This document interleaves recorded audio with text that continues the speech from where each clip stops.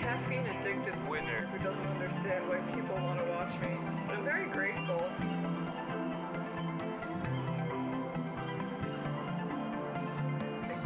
Good God, that's huge. What the fuck? I'm trying my best, and my brain doesn't work that good, but sometimes it do.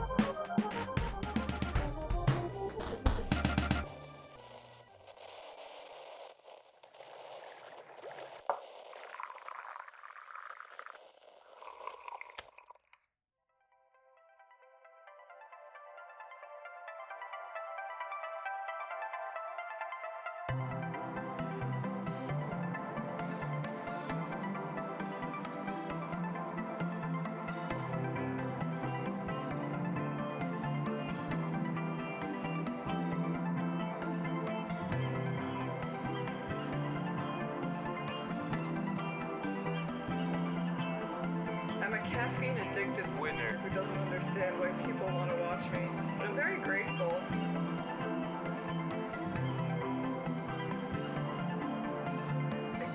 Good God, that's huge. What the fuck? I'm trying my best, and my brain doesn't work that good, but sometimes it do.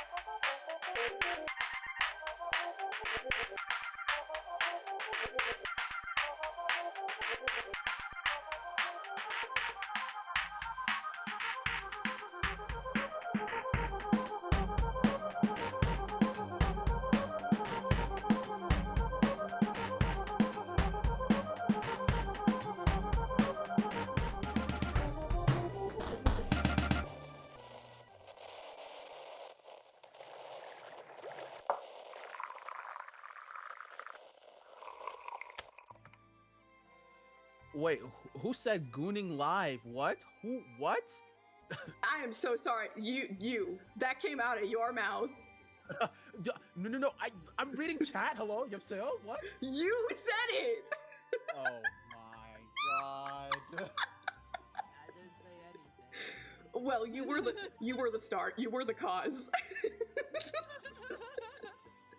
I just haven't outed you yet. Oh my All god. I know is pain. She is breaking the closet as we speak. There's not going to be a single crumb left. Also, wait, is it live right now? Unfortunately live for you right both, now. yes, we are live right now. Oh, my I friend. literally can't see the chat right now. We are gathered here today to yap. We're here to yap. Oh, here to maybe, yap. maybe both. Oh my god. Ilana usually is a little Here, on the I can- quiet end for me, but I do have you maxed. I can do this for you. Yeah. Right. No, I could raise my volume. That sounds like a good idea. Volume warning for like chat people as well. Hello? Oh my god. Okay. Yeah, that'll do it. That'll do it. Here, I'll do this Just for like you. hello. I will stream for you, Annie. I'll stream the chat so like you can see chat. Oh, thank you. Hey, no. Yeah, you. there you go. Ignore the ads. Ah, yes, capitalism. Let us know if you I get love anything seeing good. money at work, guys. But welcome in, everyone. What ad is that? I Actually, don't know. What, prize picks, gambling, bro. gambling. Whoa, wait, what was that? Oh, is that He's that? I so don't- bald. I don't. Let's go gambling. Oh, Yeah. dang it. I'm allergic to Twitch ads. What? You? There you go. Well, welcome in, everyone. We are here today, to yap and maybe learn a little bit about each other and maybe do some like healing, you know, because I feel like we're so constrained by society and we don't feel like we can be our true selves. And so I was like, let's do it. Did we just make a Persona reference? Was it just me? Or was that just me? It's gonna be better than Persona because it's gonna be very gay in here. Also, wait, Annie, can I just what say do you mean your... Persona isn't already gay? Annie, can I say your little Fugi thing is so cute? What It's the heck? so cute. I know, Who did right? that? Who did that? I need that. Like, Well, so it's my big. friend. I'll send them. I'll send your. What? I'll send their. What? You can tell I just woke up, bro. Like I have this throbbing headache back in my head, and I'm like, Ugh. damn, I can't think right now. But it's like low key giving Maple Story. It's so cute. Yeah. I know, right? I love that. And Man, they did such a good they're job of really getting good. like the iridescent color of your hair. Mhm. I know, right? It's so cute. Like, not gonna lie, whenever I ask someone to draw my what's a VTuber Sona, I'm always scared to ask because like, you know, her hair is going crazy. It sure is. How do you think I feel? I'm sure they get your skin wrong all the time. Oh, brother. The skin, the hair. I mean, like, I'm for dude, me- come on now. At least I'm like partially okay with them just putting it white instead of just Mhm. like whatever shit's going on. Mm. But, like, But the gradients, they're so important. yeah.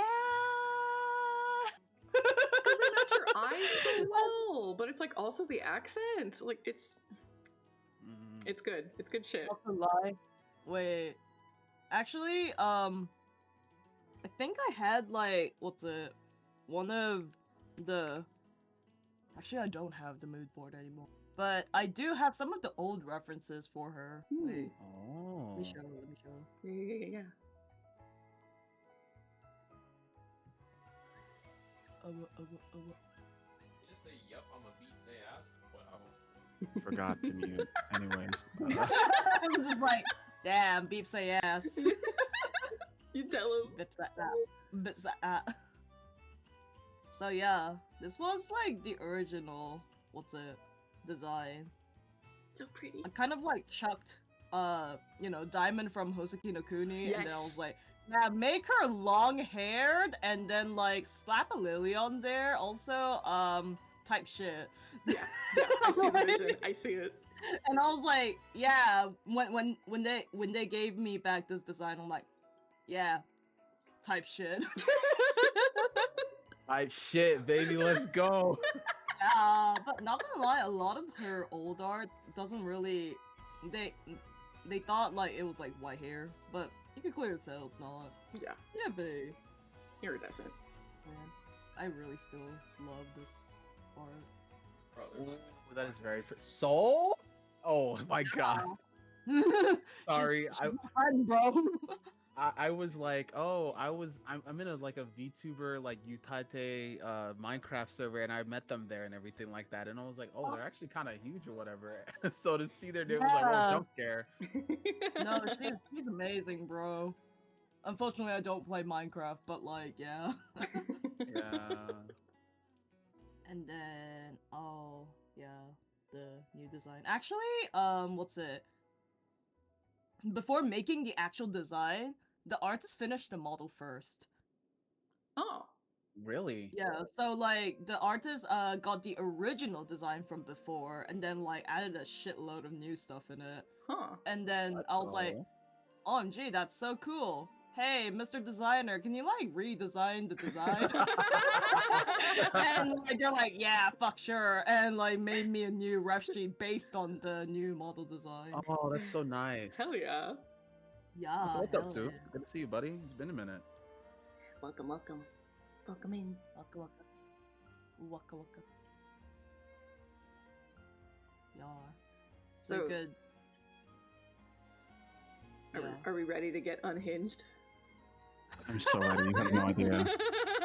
I don't know, man. I was already unhinged before coming here, so scratch head. It's Damn. like, don't you just want to go crazy sometimes? Don't you just want to go ape shit? Oh my god, not that reference. I hope you two see my vision. I hope. You know, people are gonna judge me either way, but at least if you two get me, it'll be fine. I already stopped thinking when I heard they're cousins, so like. So this is. Wait. What the fuck did you just say? We're gonna move past that. We're not gonna talk about that. I'm sorry. I saw what she said. I will say that is a bit of misinformation for meme's sake, but we're gonna leave it at that. We're just gonna leave it there and run. Wait. Are we gonna talk about this in a way that I don't get spoilers for Yes, this game? Because yes, I do want to play. yes. Okay, That's my goal. Yes. gotcha. But that is a bit of misinformation for meme's sake, so we'll just don't worry about it. Don't worry about it. Oh my god. But I recently beat 100 line. I got all 100 endings of 100 line. I believe it took me 190 hours. 100. Holy shit! I think. Yeah, to get all 100 endings. It's technically 101 endings, but they don't count the first one for some reason. Yeah, so that happened, and it obviously took over my life for a while, and so Butter dog. I've The got dog the with deep the butter. brainworms. Butter dog. They With the haven't butter left me on yet. them. So, The dog with the so butter. I have a question. Yes. Butter on the Is this dog. like a near automata? Butter dog. Wait, have you played near automata? Oh, we don't hang out enough Actually, if you're asking that question. I was gonna say, I asked and I was like, wait a minute. No, of course you played that. I'm just like, damn, is this a bro. Nier Automata kind of like endings, or like all of the endings matter? So, Uchikoshi, Actually, the director. Do I even want to know the answer to this question? Well, so he himself said when they were like promoting the game, it wasn't out yet. He himself said every single ending is good enough, important enough, valid enough to be a true ending. Oh, that's terrifying to hear. He is a liar. He is a fucking liar. We're gonna say that. Oh, okay. Okay. Yeah. Alright. There's no fucking way. Absolutely not. There is a range to the endings. Some are on the Nier Automata scale, and some there are like multiple endings where I'm like, okay, yeah, cherry picking those few, yeah, those are like all on the same level as like I would be satisfied if that was the true ending, you know, that kind of thing. So, Right. there's a range. We will not be talking about spoilers today. We're just talking about my brain worms. So I will keep this spoiler free. I do have many ships when it comes to this game. I do ship these two very hard. But it's not really about them today. They're just my muses. You know what I mean? They're just my example. So, Right. So we're gonna about that. so we're gonna get into it. So this is their normal outfits. This is their casual fits. This is just their daily fashion. You know, very cool, very modern. They're very cute boys. Okay, question. Yes. Why does the right one look like, you know, if the jacket and the pants were orange instead, he would just look like a prisoner. Maybe that's what he wants to be. Okay. Yo, this is a prisoner to what? To love, maybe. I am not saying anything more than that. I did not ask that. I mean, I do love the jacket though. That is a really cool jacket. I'm not gonna hold It's you. so cool. Not there's right. Yeah. Yeah, so when I was looking at that jacket, I thought like one, he looked like a prisoner if it was orange, and two, he looks like an astronaut kinda. If he had Ooh. like that helmet thing. So his last name is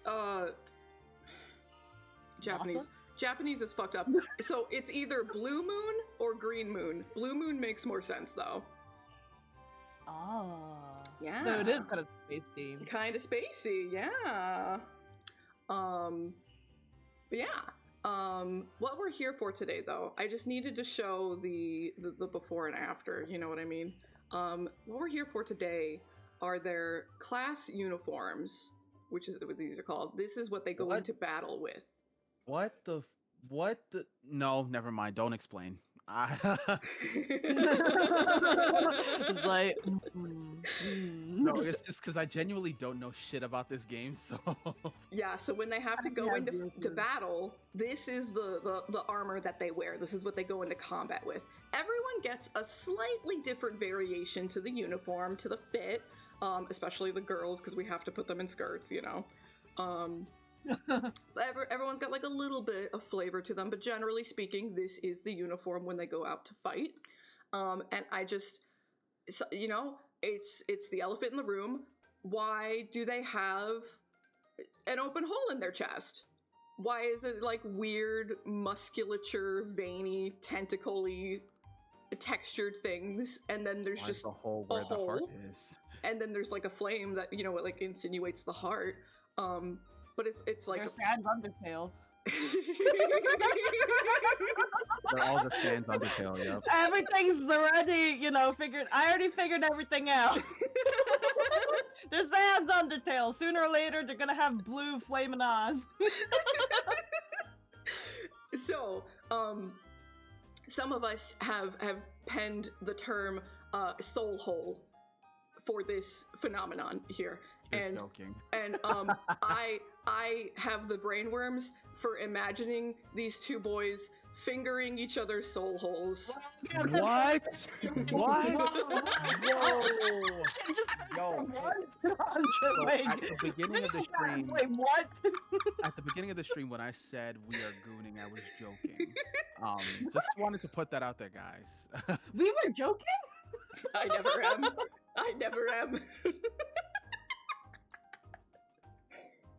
Damn, fingering. Yeah. Okay. I saw some fan art for it, and it flipped a switch inside of me. There's art made of this. Oh yeah, oh Do you, yeah. Like, did they insert something other than fingers? Question. You know, it can be found. It's out there. Yeah. I'm not gonna find that.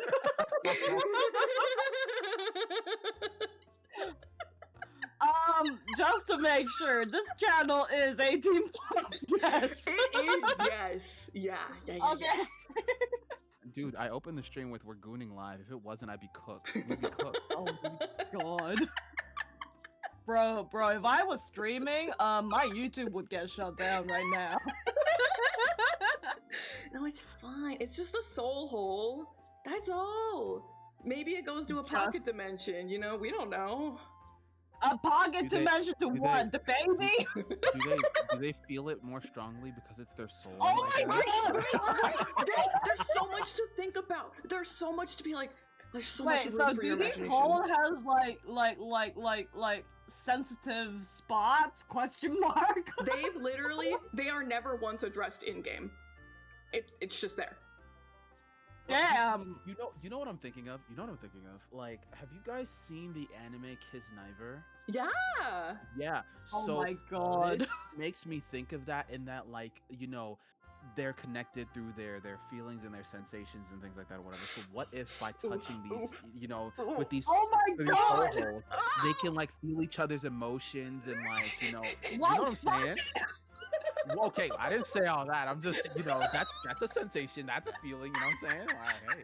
I'm saying, like, intimate relationship cannot be found, can be found without, the feeling of love. Actually, yeah, it can. Yeah, But it's true. still. It's true. It's true. It's true. But it's like it's a connection on another level, you know what I'm saying? I'm Oh so my glad you God. see my vision. You get it. I'm They're so happy. connected, yeah, for sure. Unfortunately, I get it. For better or for worse, I get it. Oh my god.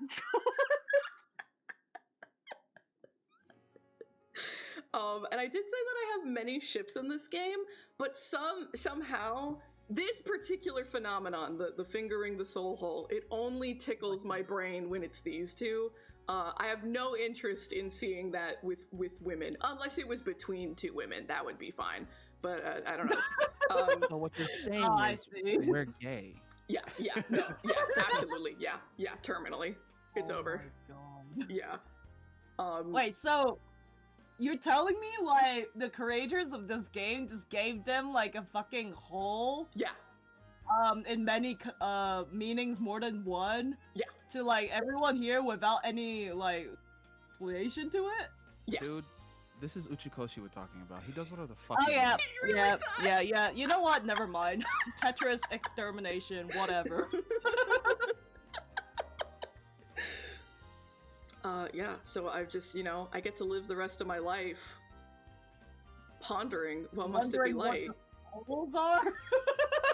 And he said that he wants to do a bunch of DLC. He wants to do 200 line, so maybe Oh my god. Maybe. 300 souls, yeah.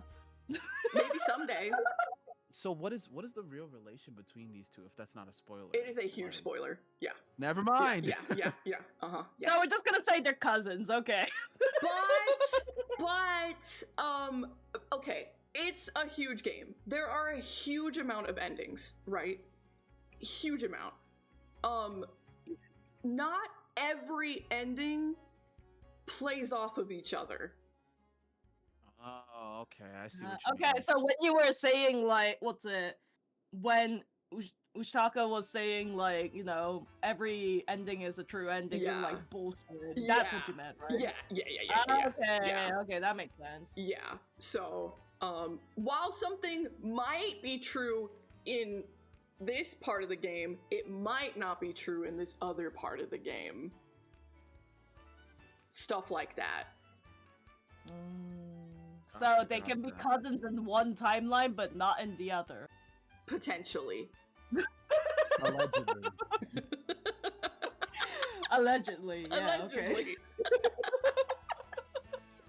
Some might say they're even roommates. Oh my god. Oh my god. That was the best part of the game. Oh my Man, best friends in many meanings, more than one. Yes. Positive, I'm sure. I almost thought about, should I grab it? The comic that awakened it in me, and maybe I just should, because I think it speaks for itself, you know? I think, yeah. I don't know if I want to see it, but sure. It is, like, you know, it's not explicit. The way you've been talking about these two, and then the next thing you say out of your mouth, no contest, is should I grab it, is very concerning to say the least. Actually, the more that concerns me, it's like, say, oh, it's not explicit, after you talk to a whole shit about those soul holes. I'm like, are you sure about that? I just, you know, I'm just a girl, you know? Yeah. With needs, yeah. Yeah. Jesus Christ, what is that? Oh. Yeah. Oh. Yeah. You would've known. They're holding all right. Dude, 3 fingers. Whoa. They're becoming whole again. Yeah. in many meanings. Dude, can he even fit that many in there? I mean, I think he can fit more than what's in there right now. He is stretching it. He's stretching it. Stretching it, okay. Oh, that's fucking crazy. Yeah. Right there. Yeah. Right Enhance. there. Oh wait, okay. You don't need to zoom in. God damn. What's it? Very, what's it? NSFW stuff. That is not good for my eyes right now. No. Very safe for work. Very safe. I feel like I'm looking at something. I feel like I'm intruding, you know? What do you mean intruding? Maybe they want you to see it, you know? I mean, Trying to sit in the cuck chair, what? Damn, you two. I didn't think you were, you know, that sort of inconsiderate neighbor. Yeah. That's fucking crazy.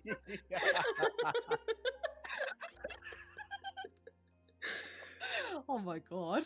Yeah. And it does. I do prefer this situation. Something about Takumi, the redhead. He's just very like baby girl, very like, you know, sad, pathetic wet cat. So he does have to bottom. You just have to, you know, making a bit more fuller. Yeah. You know. Speaking of like things like that, I was talking with a friend of mine a while ago, and they were like putting up a poll for some reason. It's like, oh, am I puppy girl coded or whatever? And everybody answered yes, and it literally blew their mind. It's like, what? I'm not. What do you mean? I'm not a puppy girl. No. And I was like, literally, I can imagine you whining. Like, that seems like it was made for you. You are so puppy girl coded. It's not even funny. And it was the like... way you just said, I can imagine you whining. I just like in a very out of context, just literally, damn girl, you cry. It's just her kind of, I mean, it's not her thing, but I mean, I could easily imagine her doing that. I was like, listen, it's not a bad thing. You just remind me of a wet sopping puppy. It's just simple as that. Oh my god. So what was her response to that? It was like her worldview had been shattered. She realized she was a puppy. God damn. Like, do I really give up that aura? Am I really like that? We were like, yes. Become your true self. Reveal your mask. They had a lot to think about that night. I think it'll be good for them in the long run. Oh my god. Wait, Chiu, can you like scroll to the right for a bit? I want to see more. Yeah. Okay, so he's like making a really good face here. Like a really, like there's a little drool. There's a little bit of drool going on there. Oh my god, yeah. No, this shit's good. That sweat, that looking like tears, damn. I do hear, Ah! Ugh. This shindig looks like the bomb diggity. Liger, do not raid into me right now. Liger, don't raid into me, Liger, go away. Stream, we have Yuto moaning like That's crazy. censored. Listen, if you think that's what I sound like, when I can do much better. TMI, bro. Liger, I'm just, spoiler free, but I have to talk about my two boys fingering their soul holes, okay? I needed to get it out of my system a little bit, okay? All right? I think, like, that's the only spoiler we're gonna need. The fact that you can say that with a straight face is insane to me. Actually. Oh my god. The way, like, both of our icons are just, like, bopping to the conversation, and the shit we're saying actually out loud is like... Jesus Christ, bro. I'm Dinner sounds like a really good idea. To have a dinner and a show. Yeah. Who also is having dinner? Like these two over here, stuffing something in their hole, In which hole, I'm not gonna say, but like... Oh my god. Oh, my cheeks hurt. This is exactly what I wanted. This is Clippy farming the stream. I hope you know that. Well, we were supposed to, right? We do have a quota for some clips, and like I've already got us covered. Like we're good. This is gravy. Yeah. Bro, how much have we talked? Only like 20 minutes or something. We're just getting started. Yeah. We already have too many clip points at this point. Bro. When you were saying, having like a stream about ranting about your favorite things, I was thinking more so of like, brain rotting about your favorite characters. I guess this is brain rotting about your favorite characters, but not in this context. I wanted to create a safe space for my friends, and I have to show how dedicated I am to creating that space, right? By putting myself out there, right? I mean, safe space for us, but not safe space for like them on the screen right now. Oh my god.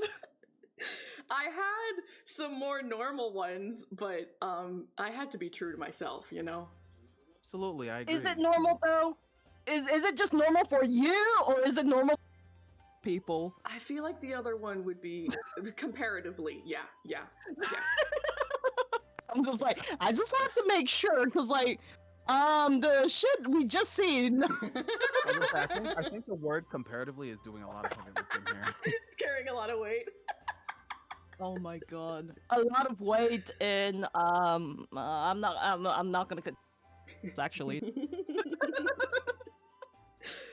On the off chance that we couldn't fill the time with fingering your bro's soul hole. Oh my god.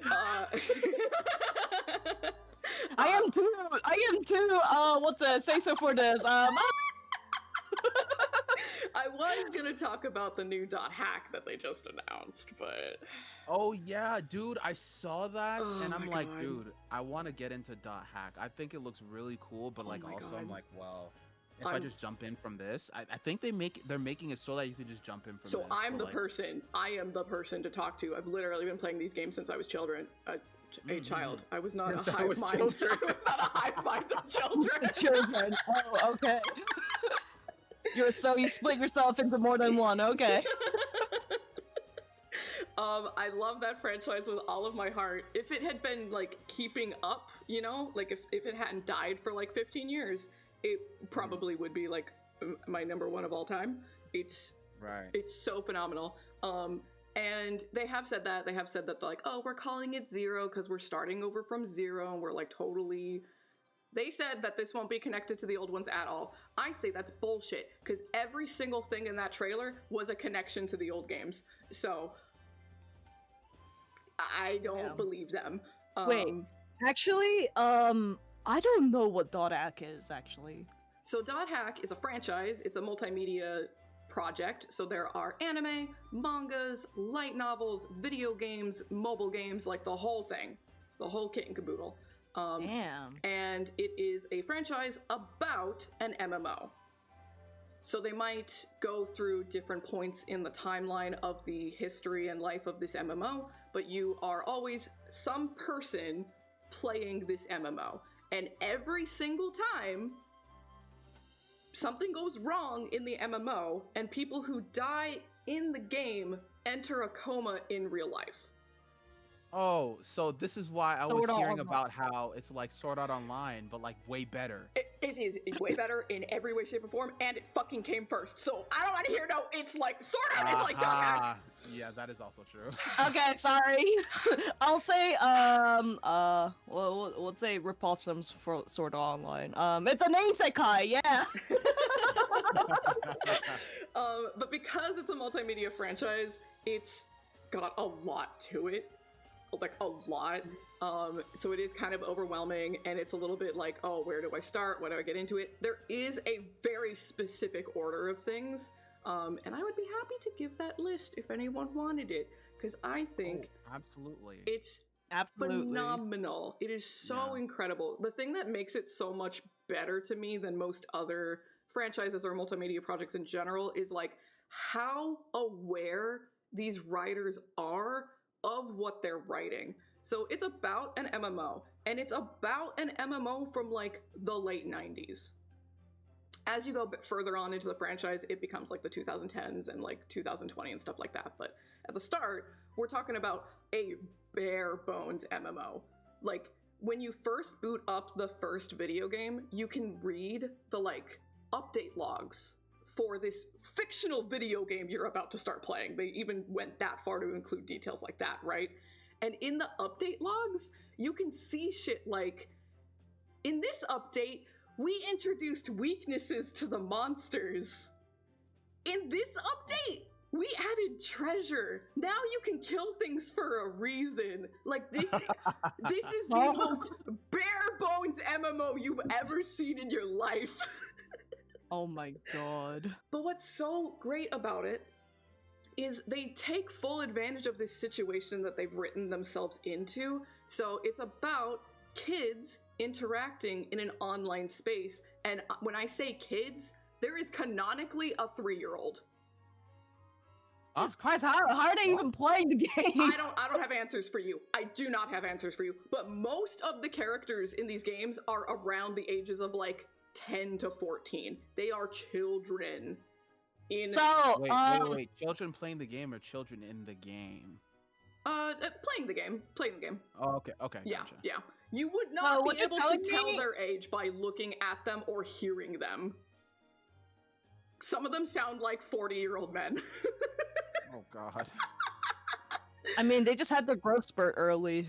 What else can we say? So you said things about like there's timelines per se or Yes. whatever, and so timeline of like real life or a timeline of like the game's history. Both. Oh. Yeah. So the game goes under updates. There's new versions of the game. Somehow it still Oh. always goes wrong no matter what. There's even like lore in there that the actual like building, the like, you know, the headquarters of where they developed the game burned down, and they lost all of their data. So they had to just rebuild the video game. Wait. So let's think about this though. Yeah. How crazy is it that this game has been running for maybe I guess for how long it goes? Because you said it comes from the 90s to the 2010s, 2020s. 30 some odd years. How the fuck has it not been shut down knowing that if you die in the game, you come into a coma in real life? That's What's part of going what on is here, so. man? We'll get to it. That's part of what's so fucking genius about this franchise. So, what I personally love a lot about it is they really understand the culture of like early internet life and the people who were engaging and how they were engaging with each other. So like there are characters who are female girls in real life and they don't feel safe presenting as female online, so they present as male online to protect themselves, but they still want to like have fun and play the video game. Stuff like Right. that is just openly addressed in the game. And then there are canonical trans people who play as their, you know, their gender in the game, but then maybe their voice doesn't match the, like, they don't pass with their voice, right? And then they have to grapple with that in the game. There's really, and they just like blatant, this is not like reading between the lines, this is not like subtext, it is like blatantly like addressed all the time in these games. Phenomenal stuff. But the other thing that is so good about this franchise is the company that makes this video game is called CyberConnect 2. That is the real company in the real world, our real world, who develops the Dot Hack franchise. Sorry. Damn. Say that. What did you just say? CyberConnect 2. They made So- them. They made them like they put themselves in the series. Yes. Oh my God, CC2, what are you doing here? So, So this is kind of like a what's it? What was it? TRPG plus like actual like MMORPG Yeah, plus yeah. like multimedia. Yeah, Damn. it's so like I'm racking the it brain. almost borderline becomes an ARG because of like how in depth it all gets, which is great. It's so good. Like And now I really we know. cannot recommend it Now enough. we know, and Um, winning is half the battle. But so they've written themselves into the game as the fictional developers for the game, and they also create like an operating system because this MMO is played with a VR headset, even though it's old. Of course it is. So they developed the operating system for the VR headset, and of course they are a tech company trying to like spread their roots and their financial stability. So they went As around. all do. They went around telling everyone, we're the safest you can't get hacked, ever. It is impossible to have data breaches. Your information's not getting stolen ever. We're the ultimate operating system. Your info is triple, quadruple, quintuple encrypted. We've Yes, never that's a heard this franchise before. named Dot Hack. So they sell their operating system to like, you know, airplanes, hospitals, governments. It is literally canon that the US government uses this operating system. The president of the United States is a canon character in Dot Hack. So you're saying CC2 is Elon Musk? Basically, low key. You don't even know how right you are. So, obviously shit starts going wrong. Planes like start like shutting off mid-flight and crashing. Hospitals shut down and like they can't power up their, you know, life support systems and stuff like that. And CC Corp, the company, has to do like PR, damage control, and they'll literally victim blame. They will blame the users. Oh no. Where did the dude. users come from? It's so crazy how in-depth the writing gets about like how realistic this like, and this was written in the 90s. And this shit is happening in real life right now, you know? Like, Yeah. it's crazy the shit that they get right. It's so good. And like, you're playing the video game, and you do play a video game, and it plays like how you would expect for an old school MMO. You make a party with people, you go out into dungeons, and you get treasure and stuff like that. And there is like a storyline that you go through within the game, but at any point in time, you can log out of the game, and there are forums. Like, they built forums in this video game that you can go through. And you'll see people posting in these forums that you are interacting with in the game. And you'll see things happen where like someone posts in the forum and they're like, hey, I saw something kind of funky at this area. I don't know if it was on my end or if there's like a bug in the game or something, but I just thought you guys should know that at this area, something funky's going on. And then you literally real time see CC Corp delete the posts. Oh. Damn. Like, the amount of detail in the writing and the world building and the lore is like so fucking insane. And it's so good. It's so good. Like, literally, I can never shut up about it. It's the best. And the anime and mangas and stuff like that, not everything is like imperative to read. All of it does give some nice fun context and like flavor, but some of them are imperative. And sometimes if you're like, you'll watch an anime and they're playing the MMO in the anime that you play, and you can be like, oh, they went to an area. I can go there in the video game myself. And if you go, there's like secrets and Easter eggs to tie into the anime. What? Oh, that's peak. That's fucking peak, dude. It's so good. It's so good. So like, even if they're gonna come out here and be like, oh yeah, this brand new one, you don't need anything. I'm like, I think you want everything. Cause like, how much more are you gonna enjoy it? Like, cause in that trailer, when the trailer first came out, I subjected my chat, I made them sit down and watch it for me, or with me, and like I went over every single little thing that's like a nod to something. And there's a lot already in that trailer that's like, you know, juicy, thinking in context to the old games. It's so fun, dude. It's so cool. I love that. It's so good. It's so good. So like, some people I have will a be feeling. like, yeah. Yeah, no, I have a feeling if I get into this franchise, I'm gonna be like deep in. Yeah, join me, join me, join me. I'm starting to fear myself whether it is a good idea to start. There are multiple deep franchises I want to get to, like the Dot Hack. I also really wanted to get into the Trail series. I also really want to get into Metal Gear Solid and play through those. I also want to get into there was another one, but I can't remember. This is so cool to recruit.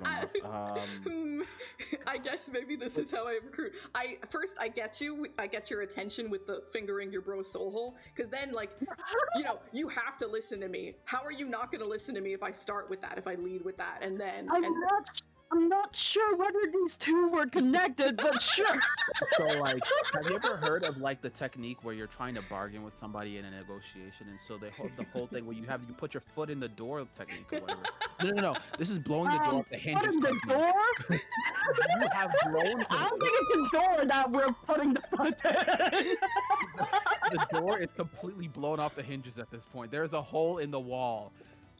Okay, Yuta, I'm gonna be very honest with you. When you said technique, I was, you know, I called you there. Listen, there's a reason why I use the word technique. Oh my god. Well, I think I have used up my allotted time, and I can't wait to hear what you two have to talk about, so... Damn. I don't think I can top it up. I came up too strong. Annie, do you want to go first, or should I go first? I don't know what to talk about. I mean, I can go while you know, gather your thoughts and everything like that. Yeah, sure. Okay. So today I am here to talk to everybody about Final Fantasy 13. Oh hell Oh yeah! god, 13? 13? Yes, 13. Oh hell yeah! Oh, I'm so excited. I love 13 so much. It's crazy because actually my friend is currently playing through the game for the first time, and so I'm sitting along with him, like helping him like with battle strategies and like just experiencing the game with him. Me and him and another friend of ours. She and I are like, we are mentally ill about this game. And so him experiencing it for the first time has been such a delight again. It's like us going through it for the first time. That's but anyways, if you don't know about Final Fantasy 13, first off, I am going to be talking, this series is very old. So it's like what, over 13 years old, I think? I think so, yeah. Yeah. It's about maybe 15 or 16 is when the game first came out. But I'm going to be talking about spoiler-related things, whatever. So if you ever want to play this game, either A, wipe your memory after listening to me, or B, go, you know, mute the stream, whatever, or go play it yourself. Even if I talk about things, please just go play the game. It's really fucking good. So you hear about, you know, be me getting a game on the Xbox 360 or whatever. I'm like, oh, you know, Final Fantasy's typically been on the PlayStation or whatever. Yeah, what do you mean yeah. they're coming to Xbox? That's really cool, you know. So I boot up the game, and God, this game is fucking beautiful. Even today, recognizing that this game came out in 2009 or around that time, and just looking at how beautiful everything looks. 2009. Chef's fucking kiss, dude. I'm turning to dust. I always got the vibe that the hate was Gamergate-esque. Listen, let me tell you. Oh my god. Listen, I'm gonna get into that. So, I love the whole idea of like fighting against fate, you know, whatever, all that kind of thing. Because that's the main theme, is like fighting against the fate that has been wrongly given to you. And so I'm like, okay, that's great. You know, when doesn't everybody feel like, you know, the world is unfair and treating them like shit and they just want to be able to fight against their fate? I love stories like that. And so as I was playing through the game, one of the things that caught me at first sight was the interactions between the characters. Very quickly, you have these kind of pairs that are kind of stuck with each other. You have Lightning and Hope. You have Saz and Vanille. You have Fang and Snow. But also you have Snow and Hope. And also you have Lightning and Snow. And also you have Fang and Vanille. So it's very interesting in how each of these characters has a relationship with someone else in the main cast. There's no to just, oh, you know, you have these two characters and then that's their relationship and they're not connected to anybody else. No, they are so very interwoven with each other, and you can see their relationships grow over the course of the game. It is so beautiful to see their character arcs. Take a Lightning, for example. She is an ex-soldier, someone who wants to be able to sit down and retire, but still very stuck in her ways of being military, not necessarily a grunt, but a military soldier. And so over the course of the game, you get to see her challenge her worldview, grow out of her mindset of doing things just because she's been told, and choosing to do things because she feels it's right to her, and understanding what that right thing is for her. Or for example, Hope S-Time, who is a sweet summer child who doesn't know what the fuck is going on in the world around him, but he's forced to grow up really, really fast when bad things happen to him. And he recognizes over the course of the game that he can't just rely on emotions alone. He can't just follow somebody's lead because they tell him what to do. He can't just be fed these kind of lies and like just go with them. He has to learn what the world means. He has to learn that the world works in nuances. There's gray. There's no black and white to everything. And man, just thinking about how they grow over the course of the game is so beautiful, so beautiful.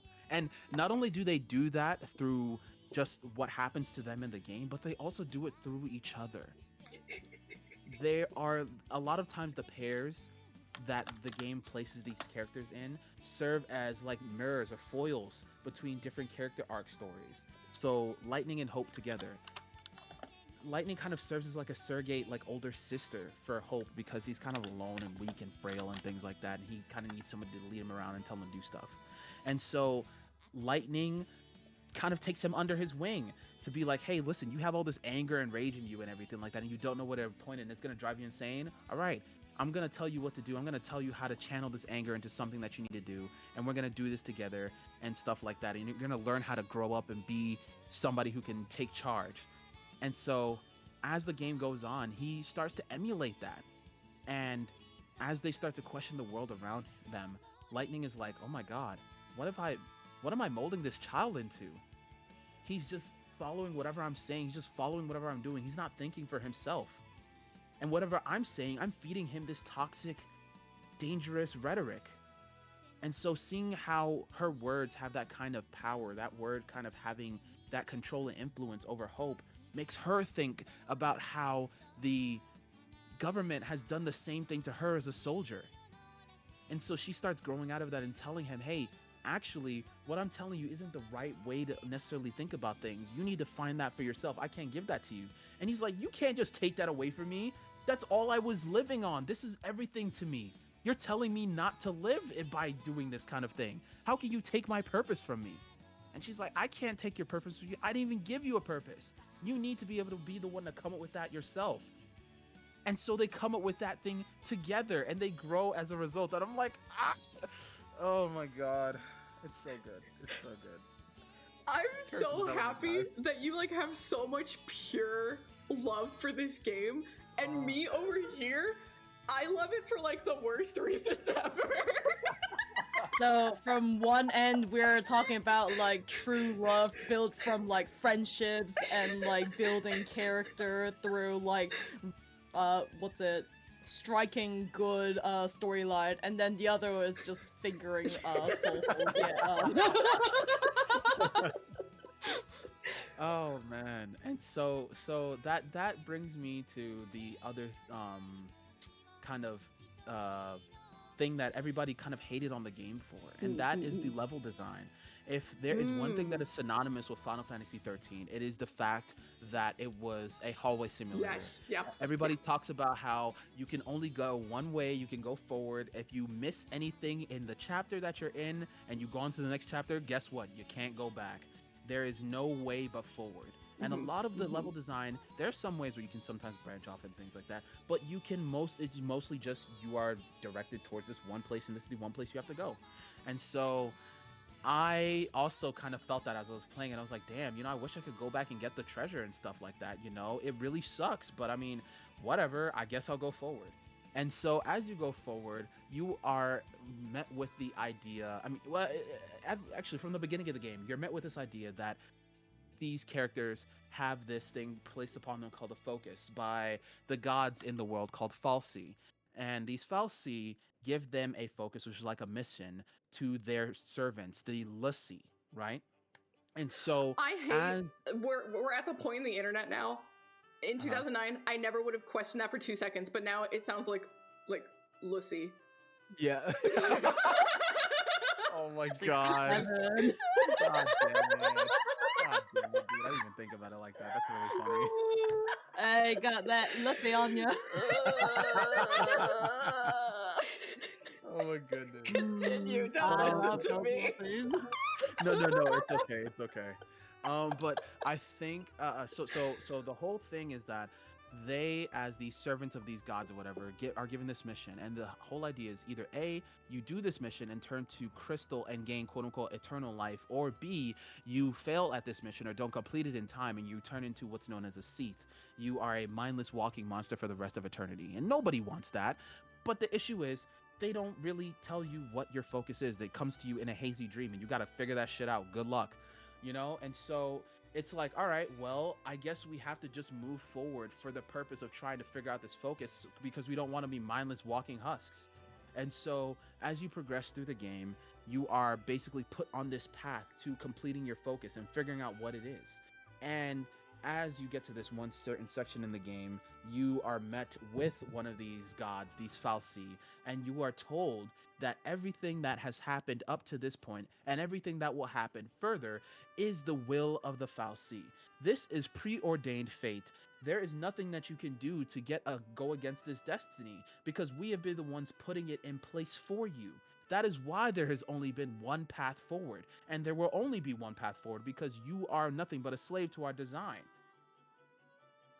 And Damn. so these characters are like, well, that's fucked up. I don't want to do that.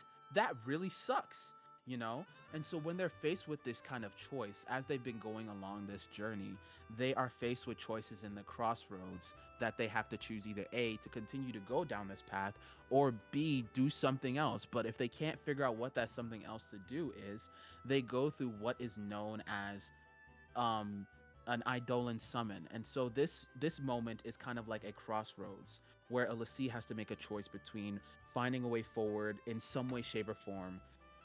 And if they can't do that, the Eidolon comes to help them make that decision. Except the help is not necessarily any help, in that either A, you make a decision, or B, the Eidolon kills you. So you better make a decision quickly, and that decision better be in service of whatever your mission is to move forward. And so recognizing that every single time we have kind of a choice, it really isn't a choice. Just like how the level design is designed to say, hey, you have a choice to maybe go a little bit left, a little bit right to explore things, but really there's only one path for you that we're setting you on, and it's forward. It's one way forward. So after the characters come to this recognition and they are kind of like contemplating, what they can possibly do to like fight against this fate, because they don't want to they come to the realization that their focus is actually to destroy their homeworld that they come from and to bring ruin to it. But they're like, I don't want to do that. Of course I don't want to do that. This is where I live. This is where I grew up. Why the fuck would I want to do that? Right? And so they're like, we're trying to grapple with the heaviness of recognizing that this is our mission that's placed against us, placed on us. But how do we fight against something that seems so insurmountable? It's insane. And so when they come to the recognition that they actually have some control over their fate, they have say in what goes on for them, they have a choice in how their life goes down, the level design changes. Where you were once met with a corridor moving forward, you are now met with an expanse that is vast and huge and has multiple areas that you can go to. Yes, you still have a way forward that the game points out for you, but you can, at this point in the game, say, fuck that, I'm gonna do this, that, and the third, and come back to the main story when I want to. And you have so many choices and options in front of you, it almost feels overwhelming. Just like it was overwhelming for the characters when they realized, I can choose my own fate. I can choose my destiny. And so for me, recognizing that the level design the entire time was just a device for the narrative of the story was mind-blowing to me. I think that was the first time I'd ever experienced something like that, and it blew my mind away. I don't think I've seen a game that has done something like that, where it's like that apparent to me, since Final Fantasy 13. I'm sure I've probably experienced it, but like that was the first time for me, and so that's the one that is most salient for me. Yeah. It was beautiful. I was like, oh my god, they came to this realization, and then all of a sudden, the game expands, and it's like it opens its doors and says, now you have the choice. Just like the characters in the game have the choice, now you, the player, have a choice too. I was like, damn, that's good storytelling. That's peak storytelling right there, man. When you are able to tell a story not only through the storytelling, but also through other aspects of the game, be it the music, be it the level design, whatever it is, like that's peak. That's peak to me. I agree. So all that to say, Final Fantasy 13 is one of my favorite games of all time. You sitting here talking about it with like everything you're 100,000% correct about, and like you have so much love for it, and like so you really appreciate it on like big and small scale. And I'm sitting here like, I feel like guilty. I like it for the wrong reasons. Why do you like it? I'm so curious. My favorite cutscene in that whole game. I think fucking funny. Wait, let me. Okay, there's a lot of funny cutscenes in this game, but let me try to guess. This is the one where Fang and does it involve Fang and Lightning? No. Okay. Does it involve? Who does it involve? Snow and Hope. Oh. Wait. Is it during chapter 7? You can't just say that without showing the cutscene to me. Is it during chapter 7? I don't remember the chapters, but I can tell you the cutscene.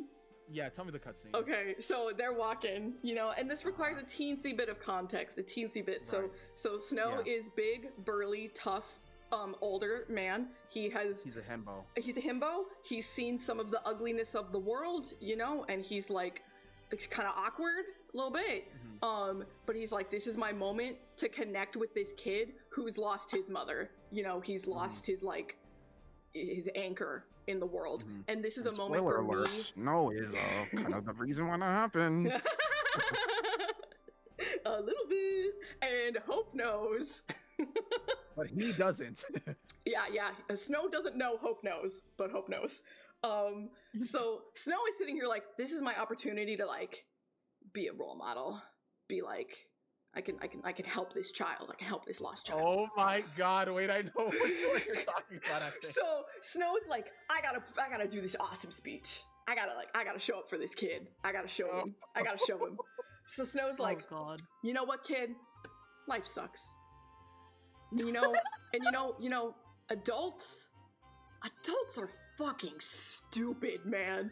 And Hope is having this internal monologue where he's like, my mom was an adult. He's calling my mom stupid.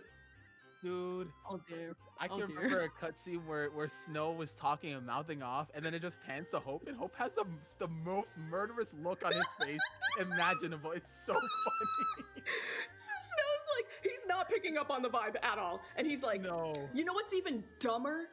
When adults fight. And Hope's like, my mom was fighting in the resistance, but he's calling my mom stupid. And Snow's like, but you know what's really the stupidest part? When adults fight and they die. Hope pulls out a knife.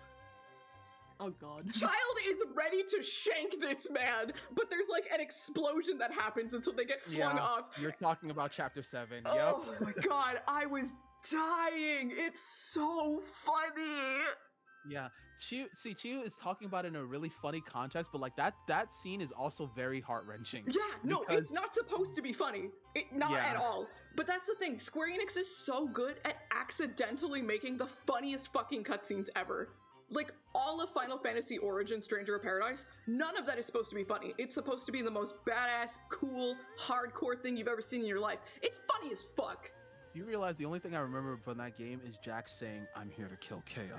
That's all you need! Or Jack saying, "All right, let's do this." Puts on his fucking MP3 to some rock music and then just walks away. Like, what are you doing, man? I love that game so much. It's so funny. I remember. I'm just here as a person who never ever played the game, just listening to like these things, and I'm like, what kind of game is this? Dude, it's fucking peak. I remember I made a little edit of like a fight intro cutscene from Final Fantasy or Stranger. What the fuck is it called? Stranger of Paradise. Stranger of Paradise. There you go. And there's a scene where he's like, someone is saying, "Oh, I am this, I am that, and Jack's like, "I don't give a fuck."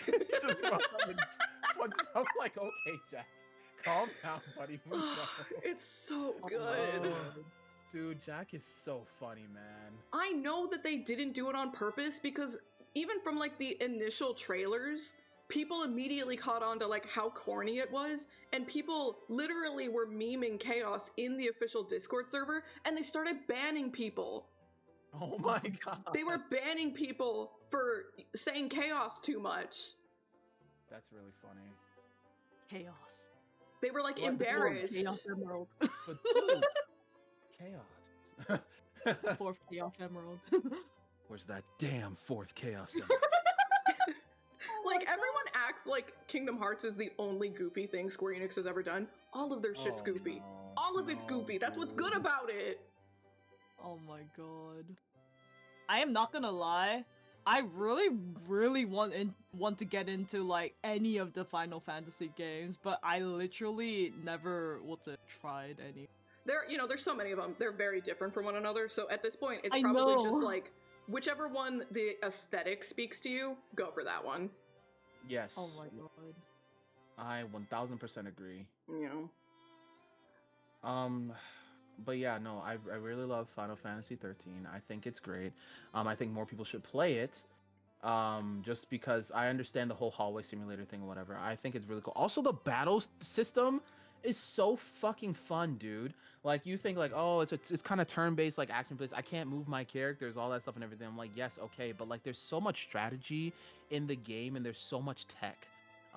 Like, for example, so the whole idea is like using what is known as the active time battle system, or ATB system. And so you are fighting using a limited resource of like action points or whatever. And so let's say an attack command uses 1 action point, or you queue up 3 of them because your bar is 3 action points worth long, so you hit 3 attacks. Well, if you want to do an AoE, that might take 2. Okay, so you can do 2, a combination of the 2 bar move, which is an AoE, and then 1, which is an attack. All right, you can do that too.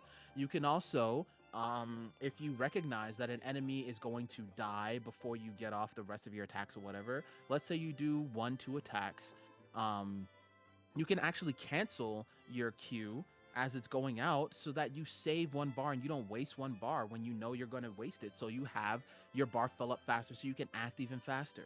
There's a lot of cool tech that you can do with that. In the 3rd chapter of the game, you unlock what are known as paradigms, because you're now magic humans, and so you have access to these roles.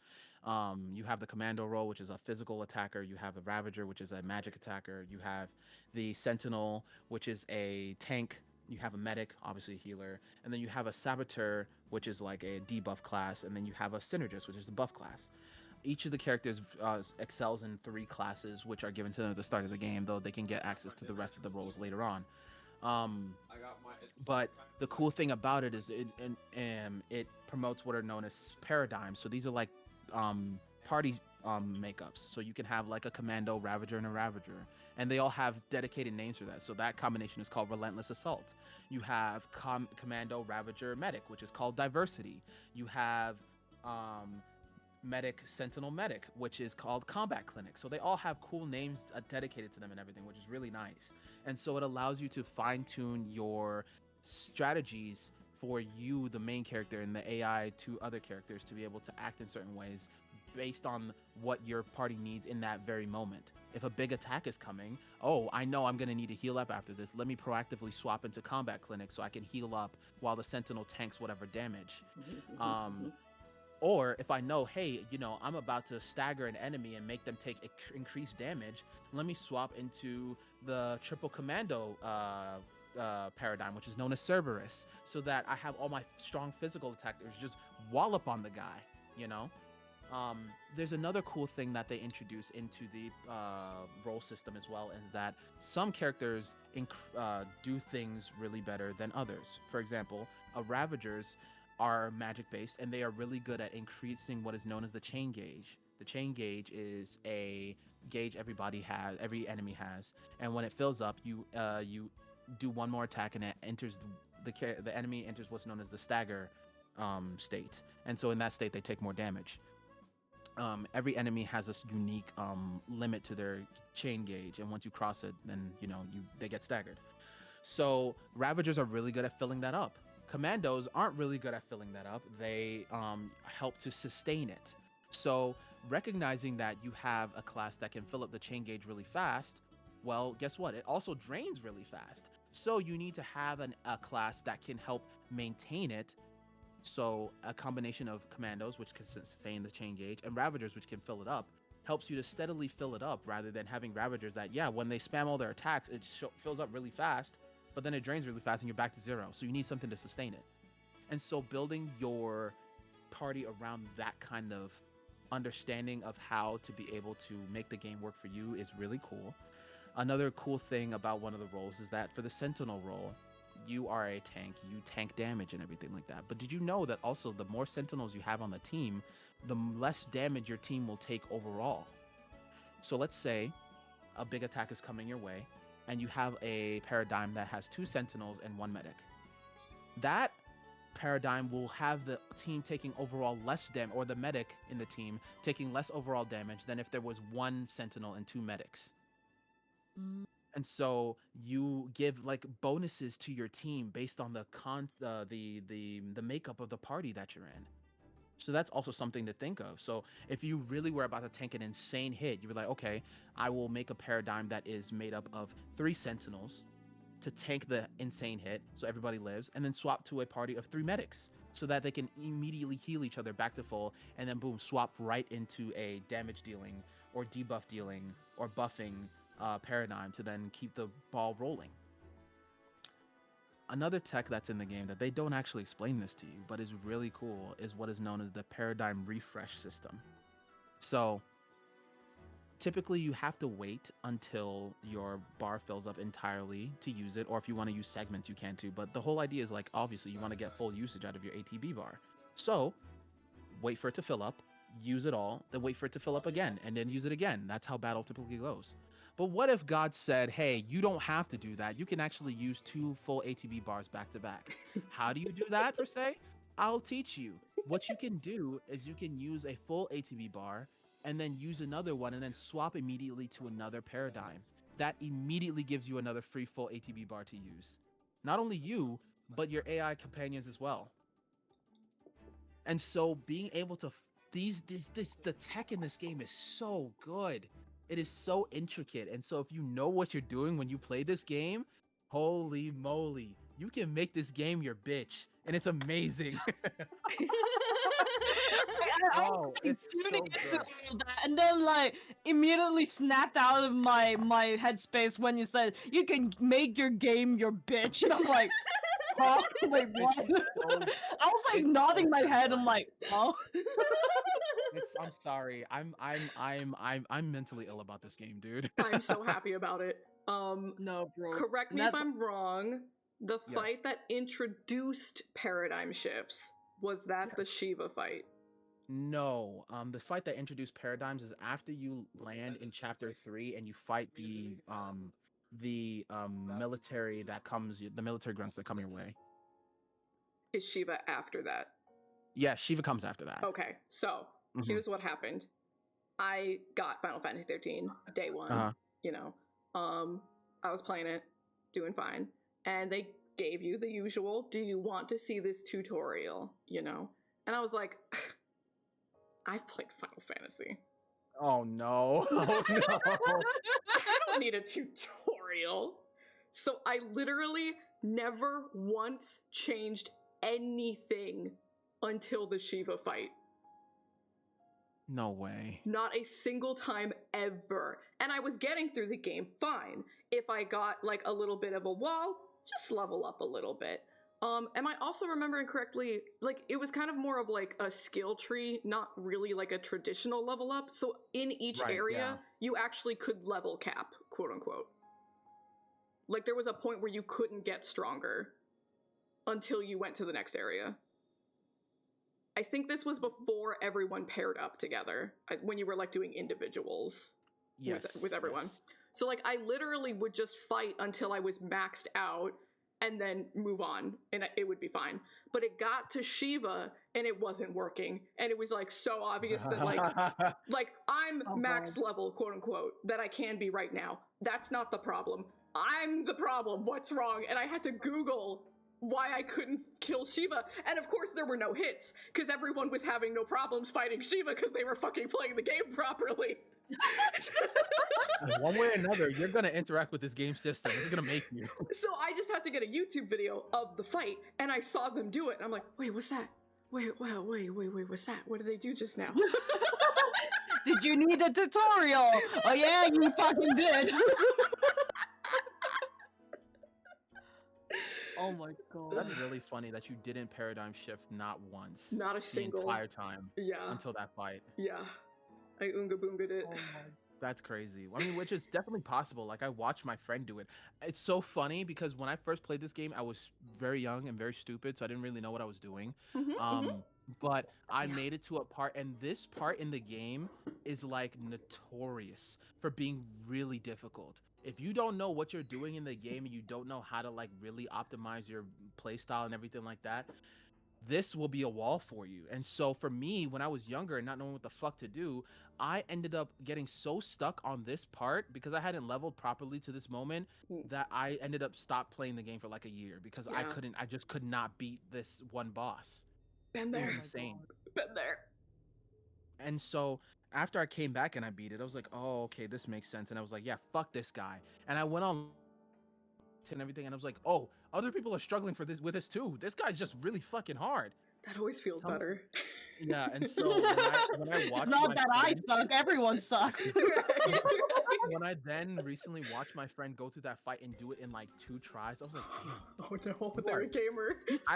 this is what happens when you go in with the knowledge, because I told them about all the tech and everything beforehand at the very beginning of the game. Oh my god. Oh, that's awesome. This is So why now that they preparation practice it- matters, guys. It's so no, true. literally. Now that they've practiced it, now that they know how the system works and they're engaging with it well, they literally beat that boss in 2 tries, and I was like, damn. So that's what it's like, you know? We are a bunch of nerds. Thank you for noticing. Yes, my like, we are God. verily a bunch of nerds. I love that, like, I didn't even say anything about mine yet, and then, like, you're just calling me a nerd. Yes, yeah. You might even be a Damn, little worse. okay. Yeah, you might be a little worse, I'm afd. Oh, fuck you! I'm not We- that bad. We still love you. It's fine. This is a safe space. Okay, you calling me? You? Okay, sure. But what is there anything else I want to yap about this game? How long is it? How long have I been talking for? Actually, I kind of blanked, guys. I think it's been about 30 minutes. So I don't know, Yeah, probably 40 minutes. Fuck, You I've know. been talking for 40 minutes. You're lying. You could probably have like No, another it was 10. educational, bro. No, yeah, it's awesome. Yeah, Oh, I'm so mentally ill. good. I mean, I think that's why No, we're here. no, I was like listening to your thing, and I was like you were in a trance of some sort. Yeah, I think I started talking around 8:45, 8:47. It's now 9. What was that? Yeah, I think it was about 45. Yeah. Yeah. Yeah. Yeah. We love Yeah, oh my- mental illness. ADHD. It goes brr. Oh but my God. yeah, just I really love the God, and damn, I'd even talk about the music, guys. The music is so fucking good. Oh my god. Holy shit! Just like the music is so good. I think like the promise, or well, actually no, my favorite track in there is Fabula Nova Crystallis, which is the main theme, but like just orchestrated instead of like full orchestra. And I love just how beautiful that piece is. Like if I had an ideal wedding, I would like be married to. I want that song to be some part of my wedding. It is so beautiful. Oh my God. I Put it love as your that like song. entrance theme. Yes, dude. If my future partner walked down to the aisle to Fabula Nova Crystallis, Oh I my would cry. I would bawl my eyes out. Oh, Oh my God, I would be a sweet. mess. You're insane Oh, for that. oh my Actually, God. no, do it. Like, bro, I need that. I would love that so much because it's so powerful. But also Hey, another actually- song. Yes. Can you play that on the stream, or like will that get struck down? No. You should be able to play that song on the stream if you Right, would want yeah. to. You can. I'll do if you want. I have No. I have some of the soundtrack. I think I might have two mostly, but it was Fabula Nova Crystallis. I That is have the a name of the song. remix of it. That might be from 2. Mhm. First date question: would you want to walk to this song? Would you walk down to the aisle with this song? If you say no, then I'm not mad. I love you, but I love the song more. So I really love the lyrics that go to this song. Yes, which is for the version of the Promise. Yeah. Because this is and that is also very beautiful. This is the main theme of the game, but this is also Sarah's theme, and Sarah is a very pivotal character in the game, despite not being playable in the first game. We should cover this song. Oh God, I would cry. I would Wait, cry. I we love this should. song so much. We should do that. I know this song. I've It's- heard this before. it's so it was good. beautiful. Yeah, this Yes. is like a trance techno mix, which is still good, but this isn't the original. Mhm. Yeah, no, I love this song. But what was I about to say? Another song that I really found a newfound love for is called Atonement, and so it is a song that plays very heavily, prominently in Chapter 7. Ooh. By the way, Chapter 7 into Chapter 8, those two back to back are a fucking doozy. Oh my They God. sure are. Oh my God. Just like, yes, there's some funny parts throughout it, but like heart wrenching and just so, oh, damn. And the way Chapter 8, oh my, listen, y'all play that fucking game, dude. Play Final Fantasy 15. Holy shit. It's really good. I love Final Fantasy 13 for the same reason I love Final Fantasy 15. In that Final Fantasy 15 story can be questionable at times and everything. I did like, some parts of it, but Final Fantasy 15 shone when it came to the character, the character dynamics and the way the characters It's true. like match with It's each other. true. Oh my God. Yeah. I love the bros. They're my favorite thing about that game. And that's the same reason I love Final Fantasy 13. The characters feel so good with each other. They grow together. They learn to love each other. They learn to work together with each other. I love the camaraderie between the characters as they progress through the game. And so this song is actually, Atonement, is a slowed down version of Snow's theme. And we already talked a little bit about how Snow and Hope are connected in that Snow was the indirect cause of Hope's mother's passing. Yeah. And so Snow's theme is like oh, I'm the big guy, I'm the macho, I'm the guy in charge, I'm the hero leading the charge, you know, I'm the one that's gonna solve everybody's problems, so just rely on me. And so that's the kind of tone that his song kind of invokes. But then you get to Atonement, and I didn't even realize this until I saw it in a comment when I was listening to the song, that this song is actually a slowed down version of Snow's theme. And I was like, what? I listened to it and I was like, no way, dude. I hear Snow's theme in this. And to recognize that the Atonement has always been about, I knew because of the narrative playing out in front of me, but to recognize that the song, the music also was saying this is Snow's way of atoning, saying that, you know, I can't save everybody. I can't always be the hero. And you know what? That fucking eats me up inside. Because if I'm not the hero, then what am I? How am I gonna atone for the mistakes that I've made in my life, trying to play this so-called fabled hero, when really I'm powerless to do anything? How do I atone for the mistakes I've made? And it plays out in that song and in that chapter so beautiful. Oh my god, it's so good. And then he becomes It's a so hobo. And then I'm just like, damn, dude is Final Fantasy 13. oh my god, it's so good. Can I tell you my favorite cutscene from 15? Yes, please do. I don't remember. I think this was forced. I don't remember if this was a side quest or not. But I feel like I was driving down the road and it like all of a sudden happened and they like made me pull over and do this. But maybe I could have left. I don't know. But so you're driving down the road. You're having your boy road trip, you know? And they're like, all of a sudden, they're like, oh my god, Noctis, this is a base. And there's like a big military leader who runs this base. He's like a big enemy of ours. We should just like go deal with him because we're here. And it's like, okay, sure, okay. So you sneak into this military base, this like training facility or whatever, and you have to do all this espionage and sneak in. There is a literal cutscene where you subdue this man, tie him up, put him in the trunk of your car, and when I tell you, he is never mentioned again for the rest of the fucking game. You just kidnapped the man and drove off. You just kidnap this man, put him in your trunk, and he never leaves. He's in there the whole game. And I'm pretty sure his corpse is there, not him.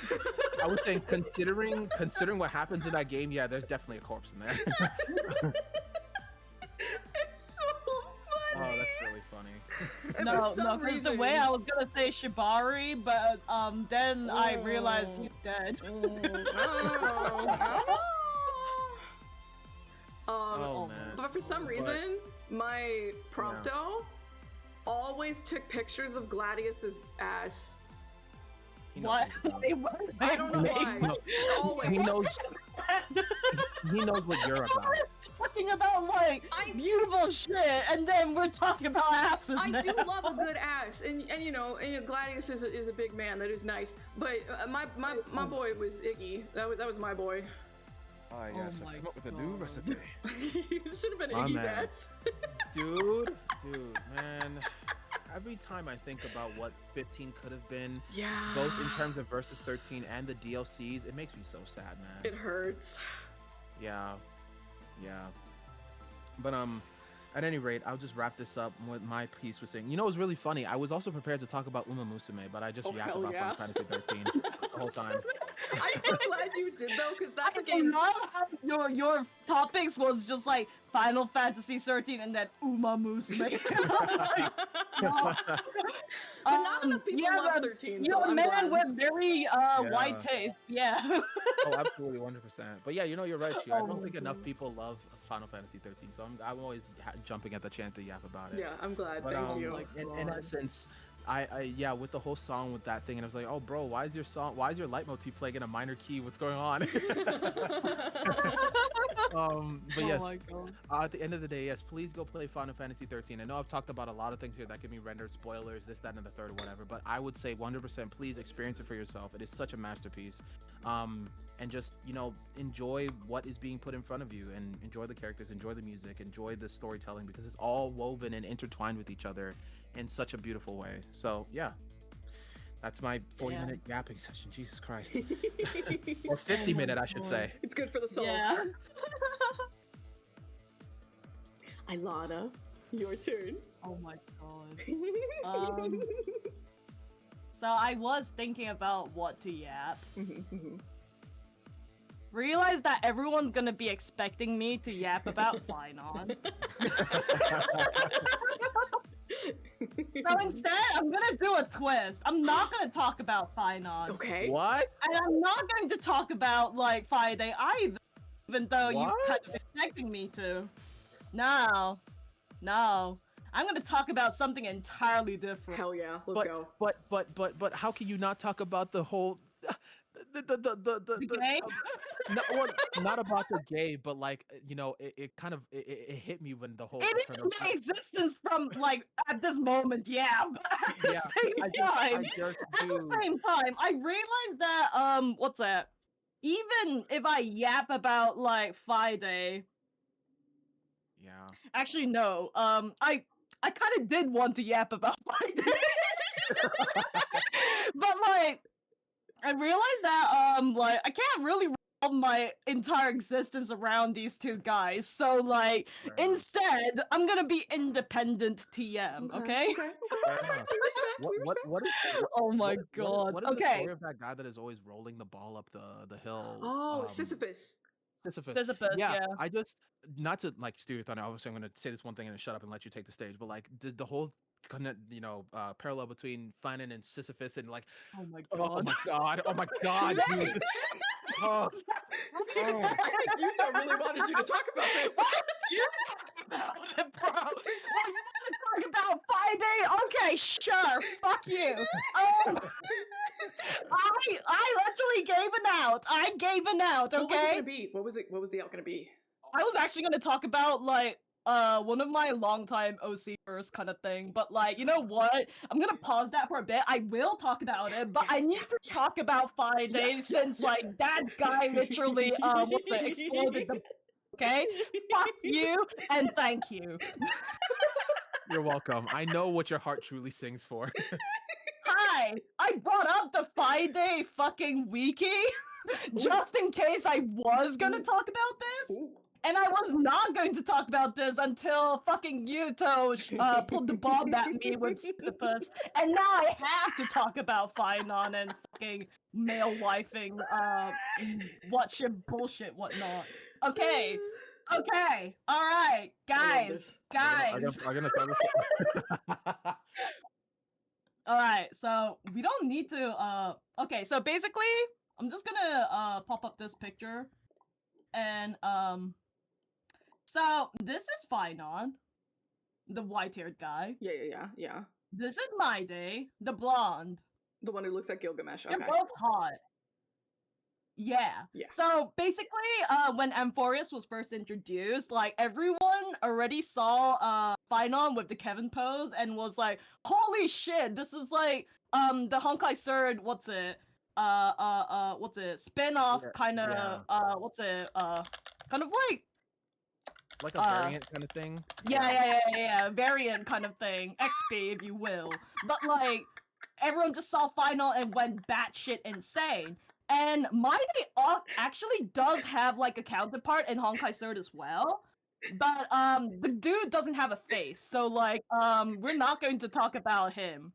But for Finon, obviously everyone's like talking like, oh my god, he's the Chiu, Kevin okay? XP. Holy shit. Chiu, are you okay? Riley's coming. No. Oedipus is very different. That is a very different story. That is a completely different story even. Bro, what? Well, actually, I am gonna talk about Oedipus in the you what? script, so pause on that, actually. Okay, alright, I'm trying to contain the giggles. Alright, so, I already talked enough about Finon. I'm pretty sure everyone already knows is, especially because of that fucking trailer that got, like, shitloads of views, okay? So we're gonna talk about My Day, because, like, I'm gonna be honest with you guys. I know that I am obsessed with Finon. Finon's my what's it? Profile picture in Discord. Finon's everywhere in my whatnot. We don't talk about him. We're gonna talk about the blonde dude because he's actually the character that actually got me interested into Amphorius. Into So, Amphorius? yeah, seriously, like Finon, I didn't. So the thing about me is that I know everyone was excited for Finon because he's a Kevin XP, and I saw I did play Honkai Sword, but I didn't really get into that far into the game, so I didn't really. Well, I did know about like the whole storyline with Alicia, Kevin, what shit. But like, is Kevin a person? Kevin is a person. Yeah, Kevin is a game. Doesn't know shit about Honkai. He's a very important character in Honkai Sword, by the way. Yeah, the Final Fantasy thing went so smoothly because I've played. I knew everything Yuto was talking about. So, no. This Finon is actually based off from a guy named Kevin. And Kevin, let me tell you, batshit insane. Like, dead as, like, the most badass character in Honkai Sword, but his name is fucking Kevin. Honkai Third is different than Star Rail, and Third is the one where they, like, actually, the women are actually gay. Yes. Yeah, the Third is the one that came from Second. Okay.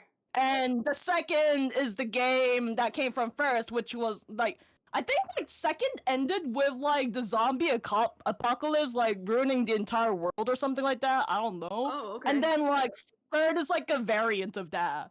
Okay. And then Honkai Star Rail was kind of like a successor to Honkai Third, where, It's kind of hard to explain. There's a lot, but just imagine that all this universe kind of exists in this kind of sea or whatever, and there's this tree. There's this really big tree. Think of like the world tree or whatever. Yeah, that's good. I can picture that. Yeah. So on this tree there are branches, and on these branches they have leaves, and these leaves are the individual worlds or whatever of the Honkai universe. And so you have some of these leaves that are connected to the same branch or whatever, and they are kind of parallel but different. So you'll find characters that are similar to some characters from other leaves, but like they lead different lives and everything. They might go by different names, but they might look similar, and they sometimes share similar fates. For example, like Piano saying in chat, we in most Honkai games where there's a character named Himiko, she does not meet a very good fate in the very end in most games that she's in.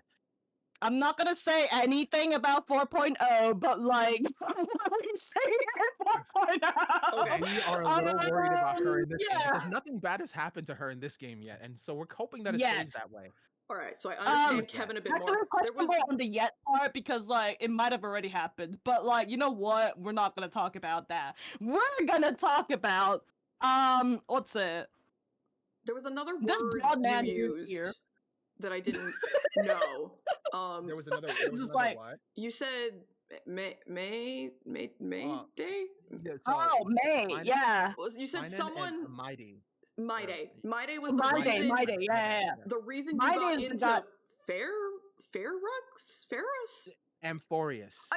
Amphorius. What's that? Yeah. Yes. Okay, so Amphorius is the So Star Rail is kind of like a space traveling game, right? Yes.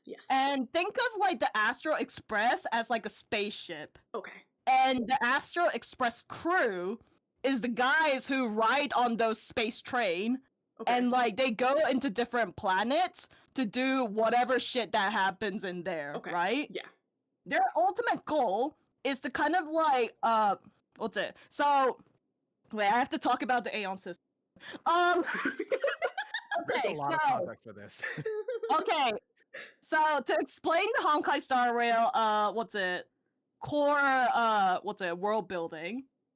There's these concepts, okay? So destruction, erudition, which is kind of like intelligence, right? The hunt, the abundance. Abundance is kind of like healing, life, whatever. So these kind of concepts, they make like a what's it called? The trail, the path, right? So everyone rides on a path. So a person that rides on the path of destruction, they have something to do with destruction, whether it be like they're destined to destroy the world, or like they're destined to like destroy their enemies, whatever, whatnot. Okay. So everyone in that world rides on a path. Okay? And then these paths also have like a head leader. Some of the head leaders kind of like make their own path and then become the leader of that path. And these leaders are called Aeons, okay? Okay. Okay, so these Aeons they're kind of like gods in this world, but they can be killed. So one is that they can be killed by either getting like swallowed up into another Aeon. So like the Aeon takes over that concept, you know. Hot. So one instance of this is like Sorry, did you just say hot? the order. Oh, actually, another cool concept about Aeons, they don't have genders. Fuck yeah. Everyone's referred as they. Hell So yeah. like eating up, sure. So one of the concepts, the order, Enna is the Aeon of that. They get basically get like swallowed up, or like I guess like consumed into the path of harmony, and then whatnot happens between them as well. Okay. And then these paths, obviously there's going to be like followers of that path. Like there are path striders, which is like they're destined to that path, but there's also like actual factions and followers that, you know, revere the Aeons as their gods, right? Yeah. So each of the planets also revolve around a concept. So like Yarilo was the first planet that Honkai Star Rail starts with the first chapter. They follow like the path. Well, actually, they were kind of like followers of who's the guy with the hammer? Was it preservation? Yeah, preservation. Yeah, they followed the path of preservation, but preservation, like the Aeon of preservation, kind of forgot about them. That's fucked up. So like, yeah, so each of those planets center around a certain path, and Amphorius is the Wait, so we went to Yarilo, Shenzhen. The fourth planet that the Astral Express crew goes into. Okay. Okay. The Astro Express crew also has a path called the path. Oh wait, no, Trailblazing. Yeah, so they're on the path of the Trailblaze. Yeah, they call you that, right? The Trailblazer.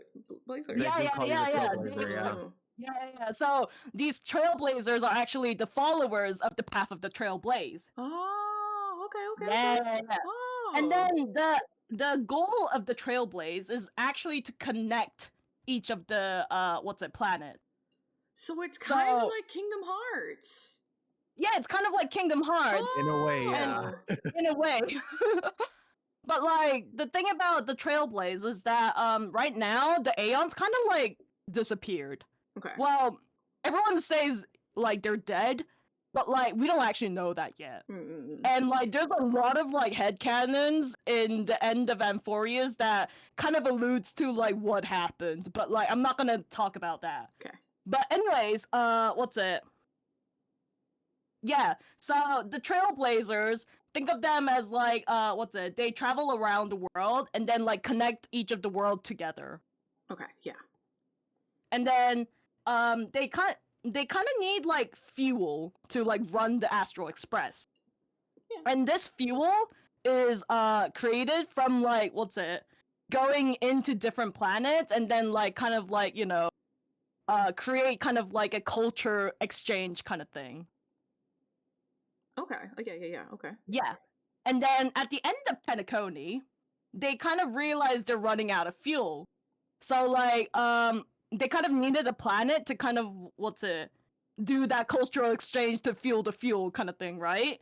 So one of the person that comes into the train as a guest, Black Swan, she kind of like talks about this planet called Amphorius. That's kind of like a mystery planet. Like no one knows like what's going on there. They just know that they recently found it, and like 3 of the Aeons are kind of like looking into this planet, and that's a big shit because like that's like literal like multiple gods staring at the planet because like that planet's gonna be like super super fucking important. And that's the So, woman like- I was asking you the song about. The woman. The Black Swan? Oh, yeah, the one with the dancing and then like killing from the back. Yeah, Okay, yeah, I yeah, can picture that one. her. That Okay, one. Yeah. All right. So she's like the follower of the Remembrance. Hmm. So Remembrance was also looking at that planet in interest. So which is why Black Swan was like, "Hey guys, my faction is kind of interested in this planet. Do you want to go here as well and like do some like head search for me kind of thing?" So like the Trailblazer and then Dan Heng kind of crash land into the planet. And then Amphorius is the planet they crash land into. Okay. Like the planet with the 3 paths staring at whatever. So the concept of Amphorius is basically ancient Greece. Okay, yeah. Yeah, this is why I was like Sisyphus matters, Oedipus matters, because they are literally referenced a lot. I got you. Yeah. So the important characters in this game are called crisis heirs, right? Okay. This planet, Amphorius, was shut off from the rest of the space so much that they don't know about the Aeon's existence. So like this planet is important in the outside world, but in the inside world they don't know they're important. Mm-hmm.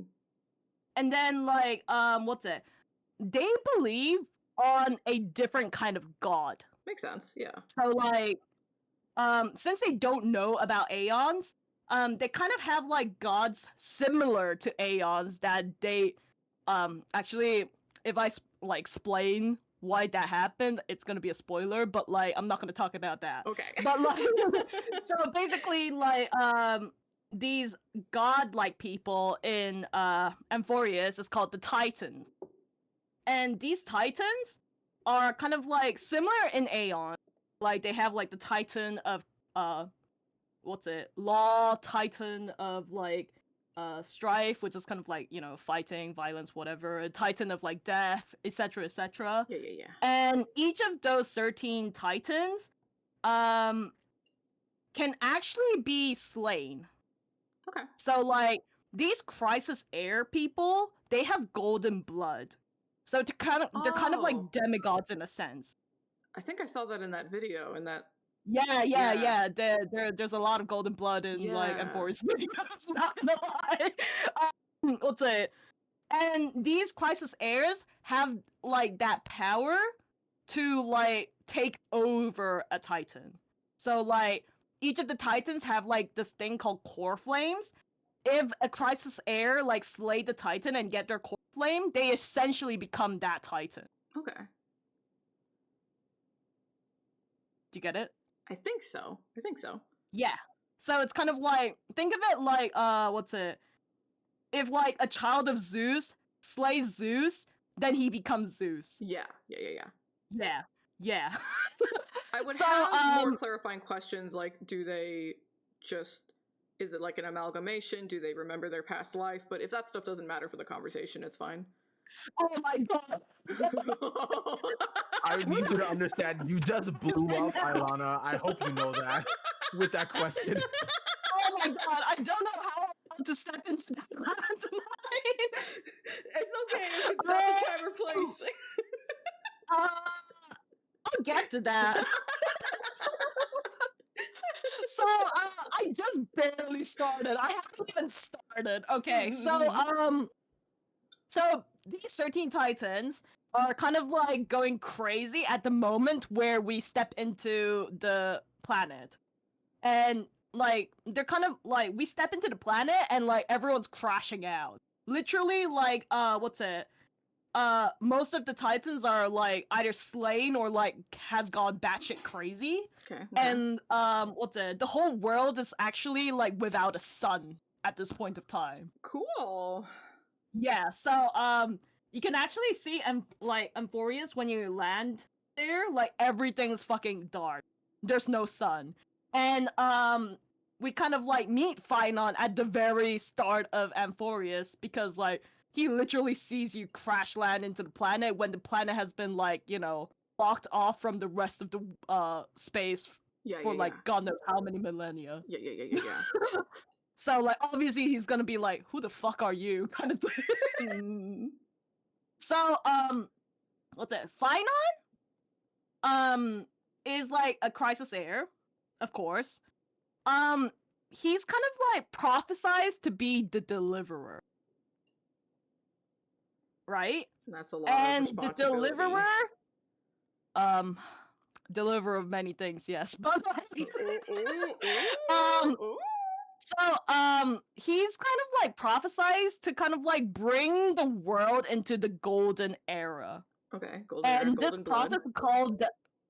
this process is called the Era Nova, where like if he succeeds to do his thing, then he gets to take the old world into the new world of paradise or something like that. Okay, that sounds good. You could kind of see where I went batshit insane about when you mentioned past cycles. But anyways, so basically he's a guy.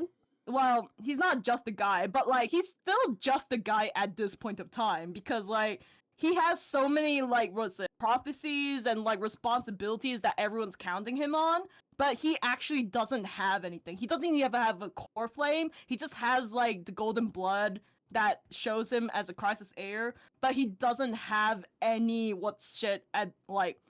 special abilities that like, you know, makes him better. Like he's freakishly strong, but like that's expected crisis heir. But so Phynon is like the guy, the deliverer, and then My Day is kind of like he's kind of like the royalty. Okay.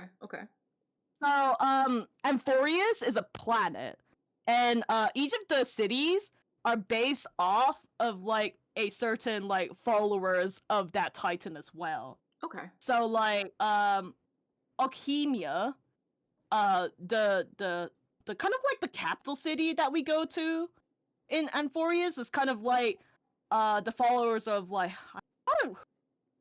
following like Kethal, I think. But like Kethal is basically the world bearing Titan. He's like the head Titan that created everything. Okay. Like including the world. Mm-hmm. And then like each of the other cities follow a different kind of like Titan. So My Day, he's from Castrum Cremnus. And Castrum Cremnus is basically you think of them as like the ancient kind of like Spartans. Okay. Yeah, so like Alchemia would be Athens, Castrum Cremnus would be Spartans. Okay. And as expected from a Spartan-based city, they follow the Titan of Strife. So they like violence, they like war, they like fighting people. Checks out.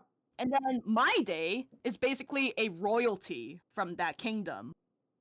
But he kind of like abandons the kingdom because like what happened was that when at this point of time Castrum Kingdom, like the kingdom of Castrum Cremnus, or I guess the castle, because like Castrum Cremnus is basically a house moving castle. It basically is a walking fortress. Okay, that's sick. Yeah, so at this point of time everyone from Castrum Cremnus has departed from that castle. They basically abandoned the fortress. And the main reason why is because there's this phenomenon in Amphorius going on right now called the Black Tide. And this Black Tide is kind of making everyone batshit crazy. Hell yeah. Including the Titan. So like when someone gets exposed to the black tide, they go batshit crazy, they turn into a monster, etc., etc. And one of the people that got exposed to it was the king of Castrum Kremna. So he went batshit insane crazy. And do And people even know? the Titan of, yeah, they Oh, know. okay, And okay. the Titan of Strife also gets batshit insane crazy. And batshit insane king with batshit insane god makes a very bad kind of chemistry. So the king gets a prophecy that like his son will kill him and take over the throne. Ooh, okay, yeah, And typical, like a good yeah. father, yeah, like a good father, he tries to toss baby Maide into the sea of the dead people. Yeah, this is pretty Like textbook, the yeah. river Styx, if you will. Yeah. Of Ample. Yeah. And then what's it? His mom is obviously not going to like that. So the king kills his mom, like the queen of Castrum Kremnos. God damn. And then tosses my baby Maide over the Sea of Souls, yeah. But problem with baby Maide, he's kinda immortal. Kinda is the very important word. So he can't die. So even as a baby, he gets tossed over the river, and then like drowns, but then revives, and drowns and then revives, and then like kind of like he stays in that river until he's 9, and then he manages to get out. And then at like a young age, I kind of don't remember which age, but it was kind of pretty much like the teens. He kind of comes back to Castrum Kremnos, and then actually kills his dad because like the prophecy says, whatnot, and then kind of takes over the throne. But like at this point of time, there were like a civil war going on as well, where some people was following Maide, some people was following the king. Yeah. So at the end of the civil war, Maide kills the king, takes over the throne essentially, and then Maide kind of goes, you know what, bro, this is kind of fucked up. I think we should actually depart and get to a safe space. And he essentially abandons the kingdom and then moves into Okemia, which is kind of like told to be safe. So at this point of time, the Cremonians is already in Alchemia as kind of like refugees, if you will. And then a lot of other kingdoms actually comes into Okemia as well for refugee, because Okemia is the only city that actually has daylight at this moment. Oh, okay. Because it's a city that is protected by, quote unquote, protected by Kefal, and then actually has this thing called the Sun Device, which is essentially a it's a never-ending sun. It's like a false sun, if you will, but like the daylight never ends in Okemia. But it's not strong enough to reach the rest of the planet? So it's only in Okemia. Like the rest of the planet is pitch dark right now. Yeah. Yeah, so you could see why everyone wants to come to Okemia to take shelter. Yeah. Because like the rest of the world is like filled with the black tide and like empty darkness. Just Yeah. like Kingdom Hearts. Oh my god. So Maide is still a prince because he doesn't want to be a king. Like he is technically the king, but like at this point of time, he's kind of like, I just want to make sure my people are safe and they get over to Aranova with the rest of the people here, kind of thing. And then Finon is kind of like a quote unquote like white knight, dashing knight and a white horse kind of thing. So he is kind of like the good boy persona, and then Maide is kind of like the bad bitch kind of persona. So they would be so hot when they kiss. Exactly. So so Finon, he's a What did I guy. just come back to? What the fuck? talking about the entire concept of embodies. You didn't need to, like, don't worry. No, I was there for that. So, what's it? Finon is a guy who you would look at and say, like, oh my god, he's like the prom king, if you will. Yeah. And yeah. he acts like the nice guy. He has the most gentleman smile and perfect white knight kind of thing. But inside, he's actually super fucking insecure because, like, he's prophesized to be like the deliverer to the new world, yet he has nothing special. Like, he's literally from he's not even from Okemia. He's from like a farmer village that got burnt down because of the Black Tide. Bro's from the backwoods. Yeah, bro's from the backwards, even though he doesn't look like it. So, his hometown is literally burnt down. Like, everyone's dead from his hometown. So he comes alone to Okemia, and then suddenly, he's gonna be the prophesied deliverer to the new. So obviously he's like super fucking overwhelmed. Yet he's trying to keep that, like, I got this image, even though he isn't really. Aww. So, and then My Day is a guy who's obviously kind of like, royalty? But at the same time, he literally had nothing. So, because, like, you know, he got tossed over as a baby, he literally just, like, became, like, an actual prince, like, by killing his fucking father. And then, like, he's kind of like the brutish personality, but not really. Because, like, he's a guy who likes it simple. Like, if he doesn't like it, he will say he doesn't like it. If he likes it, then he will say he likes it. We love him. And, like, he's a guy. Well, actually, not really communicates because he's a guy who talks through his body, kind of way. Really so, hot. like, he doesn't talk really through his hot when you words. put Like, it like that. What do you mean? I didn't say anything like in that context, like, you know, but sure. So you can see why, like, people like this dynamic, because Finon is a guy who likes to, like, you know, look handsome, keep it cool, but inside he's not, kind of thing. But My Day is kind of like, yeah, that's bullshit, kind of thing.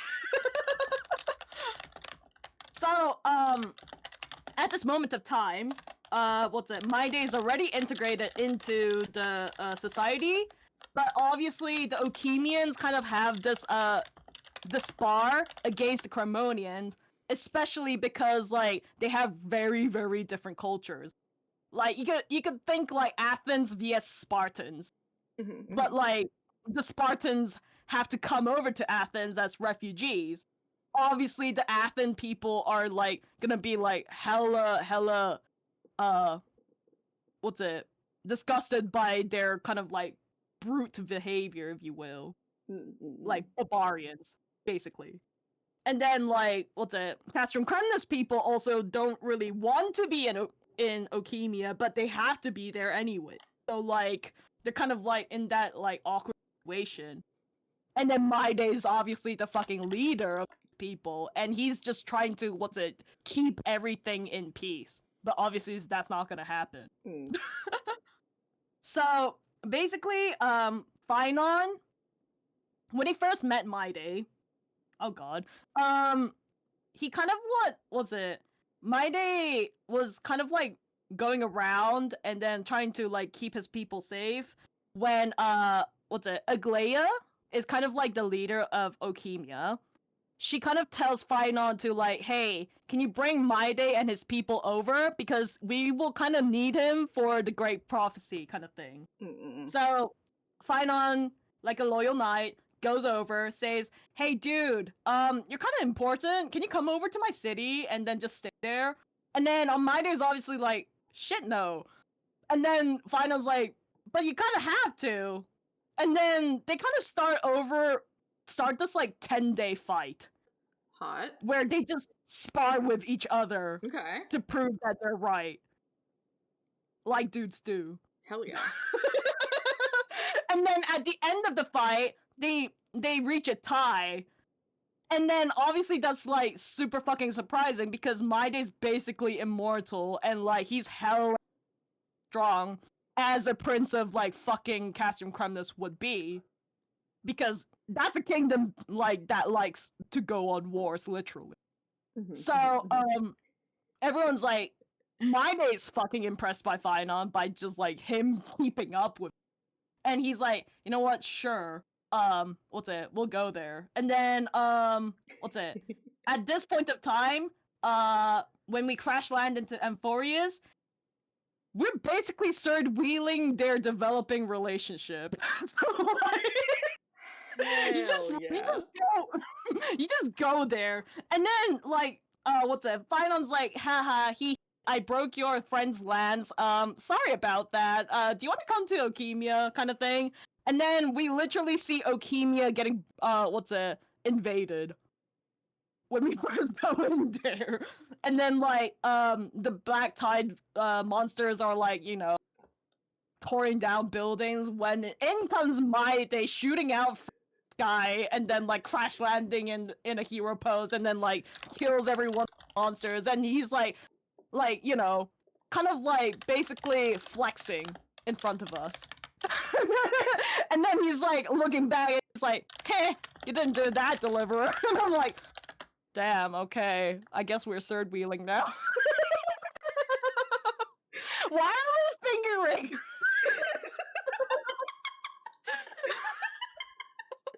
And yeah, Dude, okay. I blinked. I blinked, and all of a sudden this drawing is here. I remember when you were drawing the first few lines. And then I stopped blinked for and now like we're here. half an hour. No, I was just like, time is an illusion, man. I was ranting, and then I looked at the screen and like, oh, that's happening. Oh my god. Yeah. I'm starting to see the what was vision I? though. I get it. Yeah, you're starting to see the vision. Yeah. So basically, Maide, he obviously is like the prince. He's obviously the prince of the fucking warring kingdom. So he's like, you know, he looks like those kind of barbarian kind of image. But actually, he doesn't even like violence. Like, he's a guy who will do violence, but like that's not really his preferred method. Because he actually likes things like cooking. He likes drawing animation. He's He's kind of like the guy who would be the perfect male wife if it wasn't for the circumstance. So like, he's a guy who likes to bake, who likes to like dote on kids. He likes to kind of like read as well. And then like read. he's a very big family guy, considering he killed his father. He never had a proper one. No, because like he's like, obviously the king kind of went batshit insane, so like, you know, the prophecy happened, he had to kill his father, but he really liked his mother, even though he'd never really met her properly. In an Oedipus way? Like, not really. No, not in an Oedipus way, but like kind of like in a sense where like he never really met his mother, even though he misses her, kind of thing. Yeah.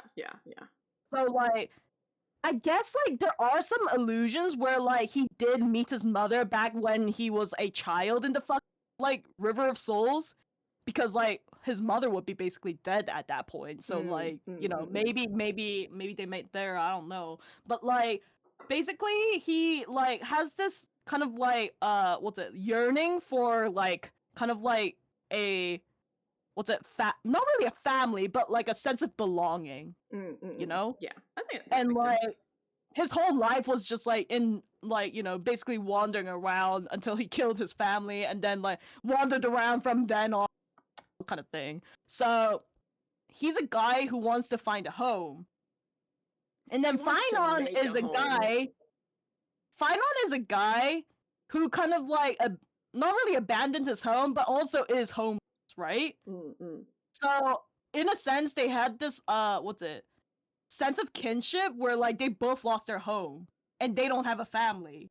And like Phynon's kind of like the guy who wants to kind of like impress people, and obviously Maide is a person who he wants to impress as well, because to Phynon, Maide is like the image that he wants to be, like that confident, that kind of like, you know, leader kind of like type, and then like he's like hella strong, his people depend on him, he's trustworthy. Like, to Finon, My Day is the guy that he wants to be.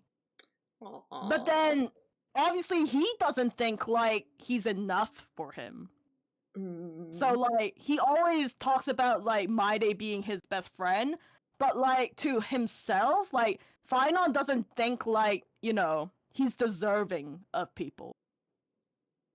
Because like he's so insecure. I would be so weak for this. I would fall for this And shit. then My Day, on the other hand, he sees Finon as the guy like who obviously has like a lot of things to keep like hide. Like Finon isn't even his real name. Everyone, but like no one knows like what Finon really is. So like they just know that he's from this countryside city called Adis Elysiae, who got burnt down, but they don't even know where Adis Elysiae is.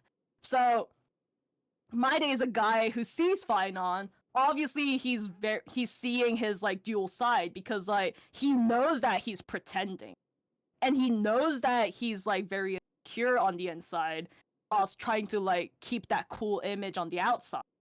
But at the same time, My Day also sees that Finon is caring, Finon is strong, and Finon is the guy that he wants to be, even though he doesn't believe it himself.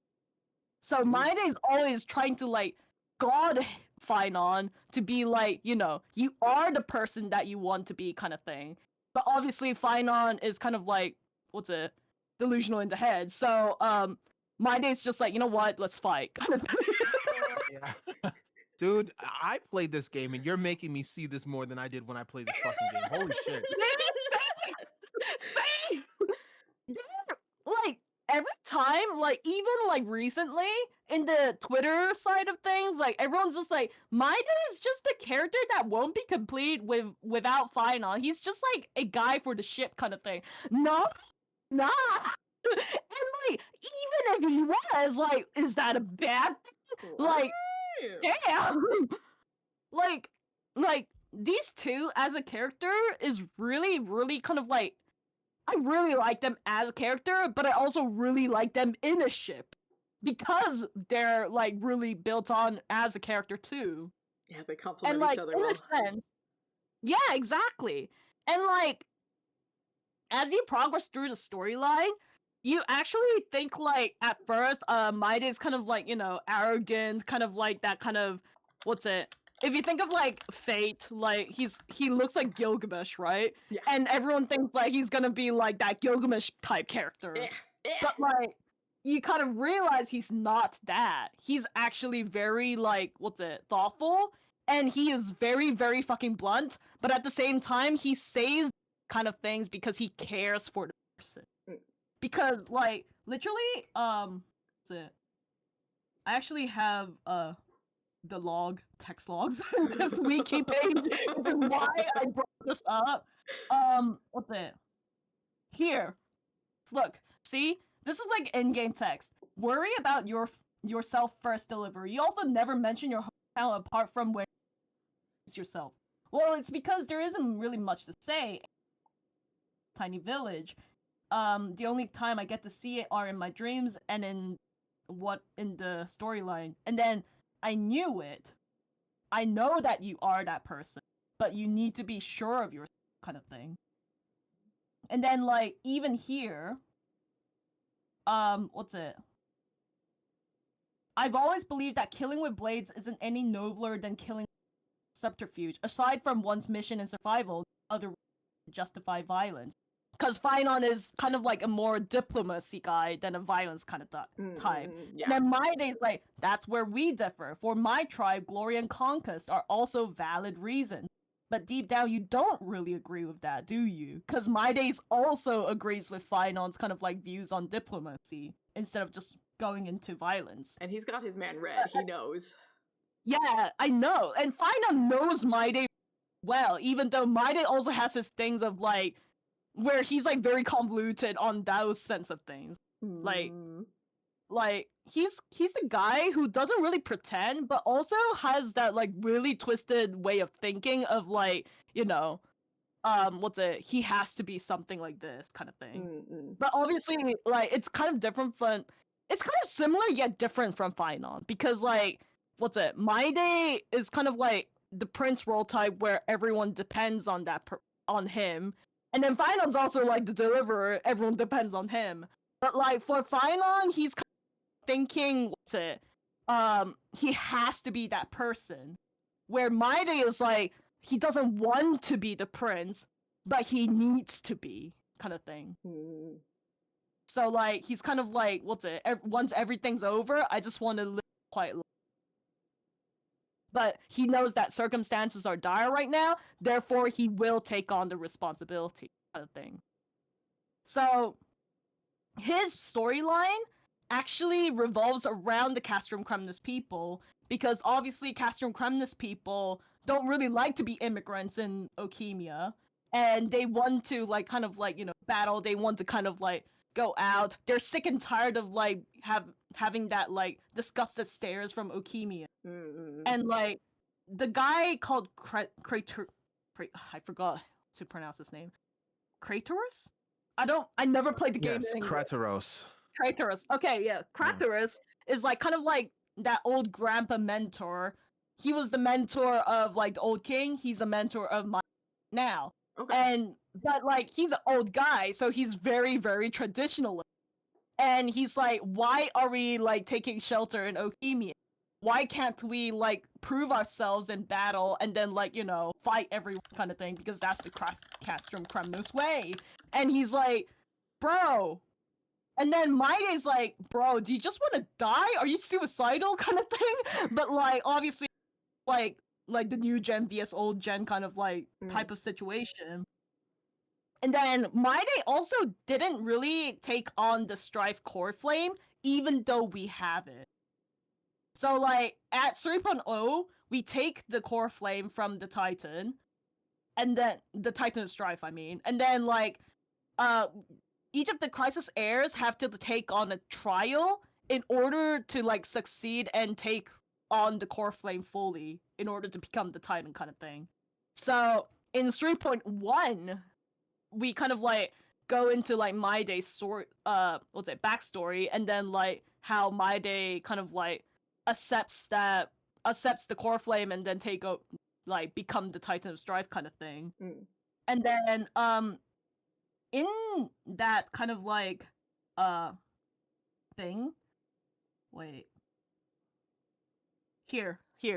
So at this very start of 3.1, Finon actually says take on the core flame of Strife, because like he kind of like Finon wants to prove himself, and like he can't really do anything at the moment.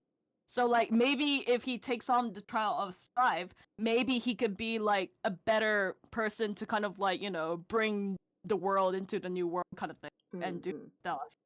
And Maide's like, you know what? Finon, you could take the core flame anyways, because like to Maide, he didn't want to be the Titan of Strife. Like he actually doesn't like violence, and he doesn't want to be what Castrum Cremnos wants him. You know? Because like Castrum Cremnos want him to be the Titan of Strife, but obviously he doesn't like that. It's not like, you know, his thing. So when Finon says he wants to take it, he's like, you know what, go on, take it. But then realizes Finon can't complete the trial. Like, he's not fit for it. And then Maide kind of like rescues Finon from the trial, and Finon that whole like delusional oh my god, I'm not enough for everyone kind of thing. That And sounds then so juicy. and then like here after Maide and the trailer finds and then they find out in the trial Nikador is the one that nicked the whole battlefield. Maide demands that Nikador hands over Finon. Nikador says no, and he reveals that Finon failed his trial, but he still fought a fierce battle. and then remarks his mother, blah di da di da, and then what's it? Signet ring. That's important. Yada yada yada. He fights the god, and then what's it? Brings Finon over and rescues him. Yeah, smiles at him. Smiles yeah. at him. Yeah. Oh, yeah. It's Yeah. like, oh yeah.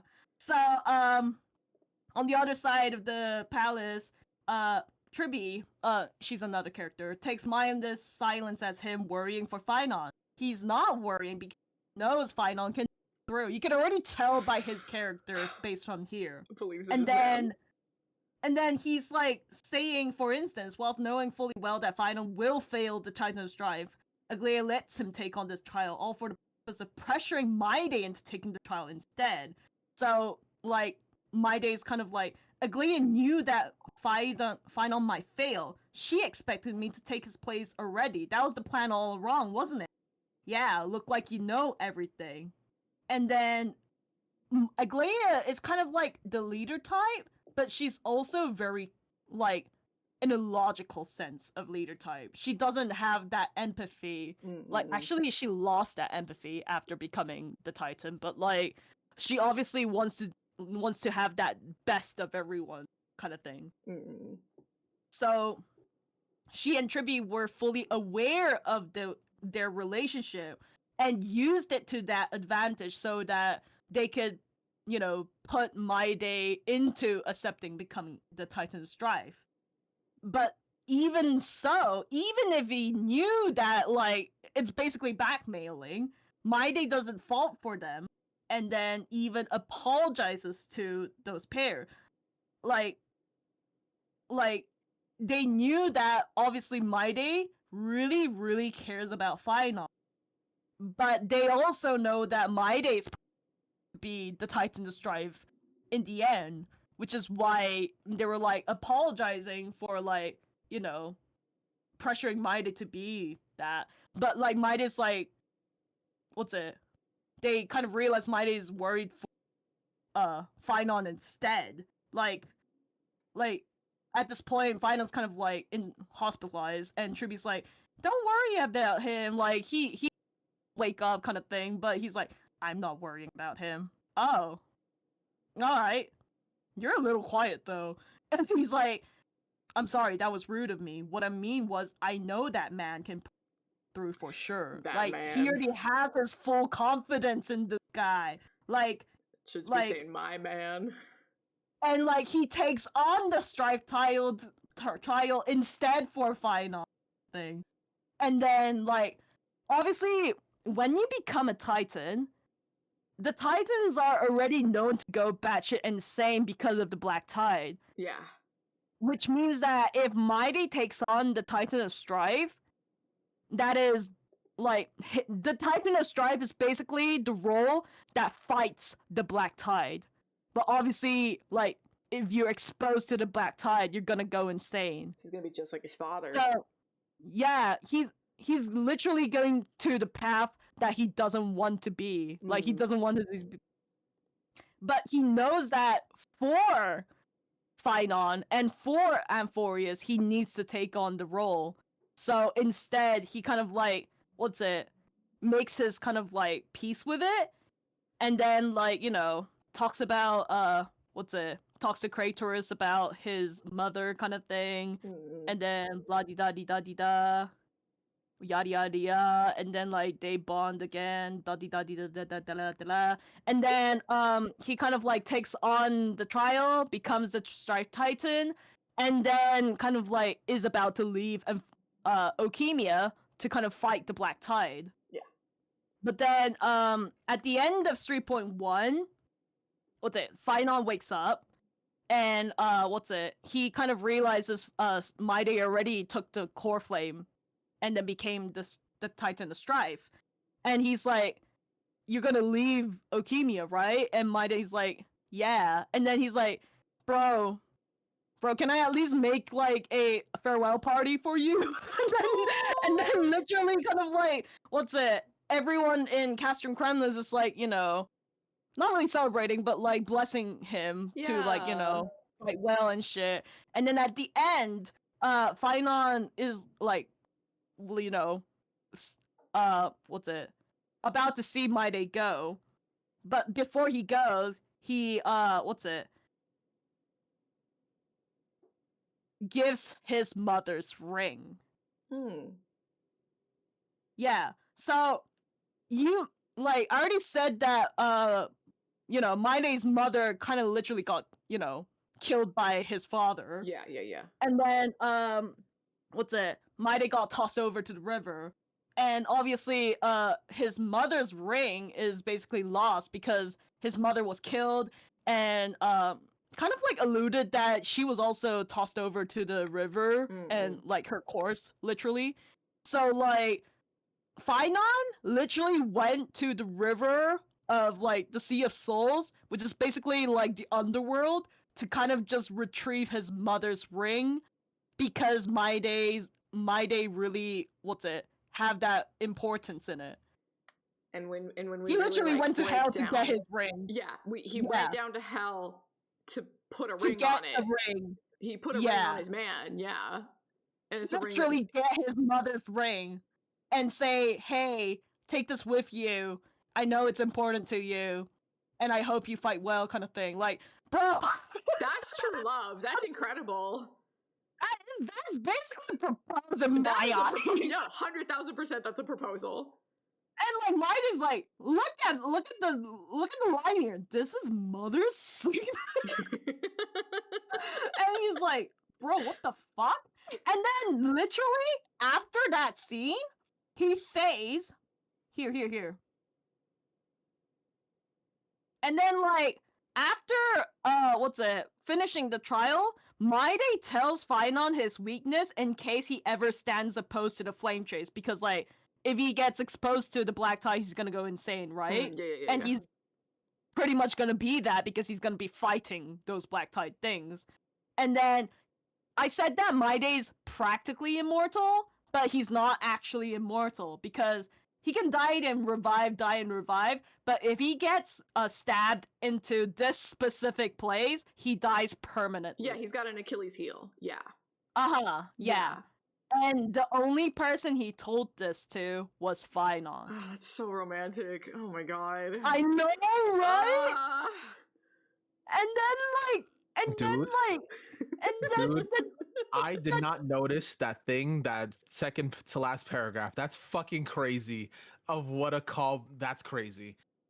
I know, right? And then like, what's it? And then he basically leaves Okemia and then becomes like the Guardian kind of thing. And then the rest of 3.2, 3.3, Final's just like, oh my god, I miss my husband. Literally every fucking line from Final, he's like, but if we don't do this fast enough, my day's never gonna come back. I'm like, oh my god, bro, I get it. Oh my god. Oh, I would go insane.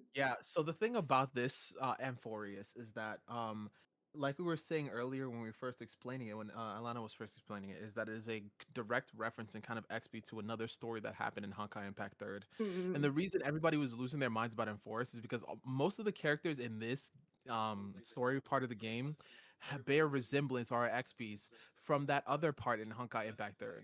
And you know what happened to all those characters in Honkai Impact 3rd? They all fucking died. And so when all these guys show up, I was like, oh no, this is not gonna end well. Literally. So, wait, do I want to give a big spoiler? Are you gonna play Amphorius? Not me. Well, I've already played through most of Amphorius, and I've already kind of spoiled myself on the big things at the very end because I was too lazy to play through it, but I was kind of getting interested in the story, and it's really good, and I will eventually play through the rest of it. Okay, then, Chiu, are you okay with the spoiler? Yeah, because totally. This is the part where I went crazy, okay? Yeah.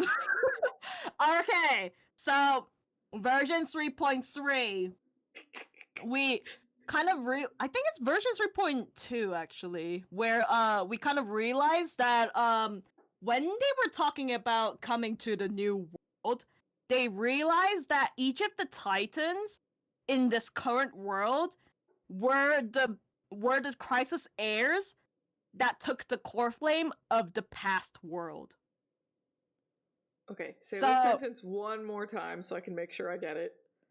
So basically, this world, the Titans of this world, Yeah. this timeline, is the past Crisis heirs that took on the core flames from the past world. Okay, are they cognizant of that? Do they remember?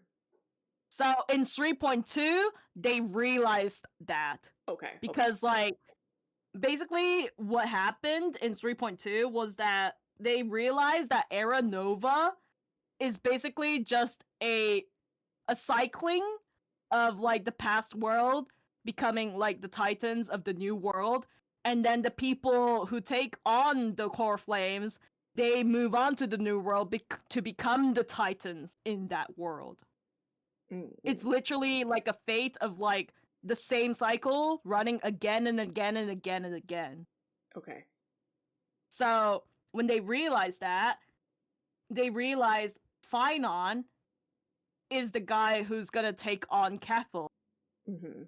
and is the only guy that would be from the old world. So what I mean by that is that when Phynon comes into the new world, he's the only guy who's kind of, like, cognizant of the old world. Okay. Okay. And he's the guy who's gonna create the new world. So obviously that means that everyone in the old world is destined to die, so that Phynon makes the new world. With the Yeah. hope that next time it would go better? Literally, it ends with Yes. look, Phynon walks him out of the city gates, revealed that Phynon was the one who found the ring, and then Maide promises Phynon to visit his library in the next life. That's never gonna happen. Because Maide's gonna... Everyone's destined to die except for Phynon. And then, like... They're like, Phynon realizes that, and then he's like, but we have to get everyone alive in the new world, kind of thing. Like, especially my husband. And he's like, what's it? He kind of realizes that, and then tries to find a way out. But then in 3.3, the leader, the Aglaia, gets assassinated. Okay. She literally dies.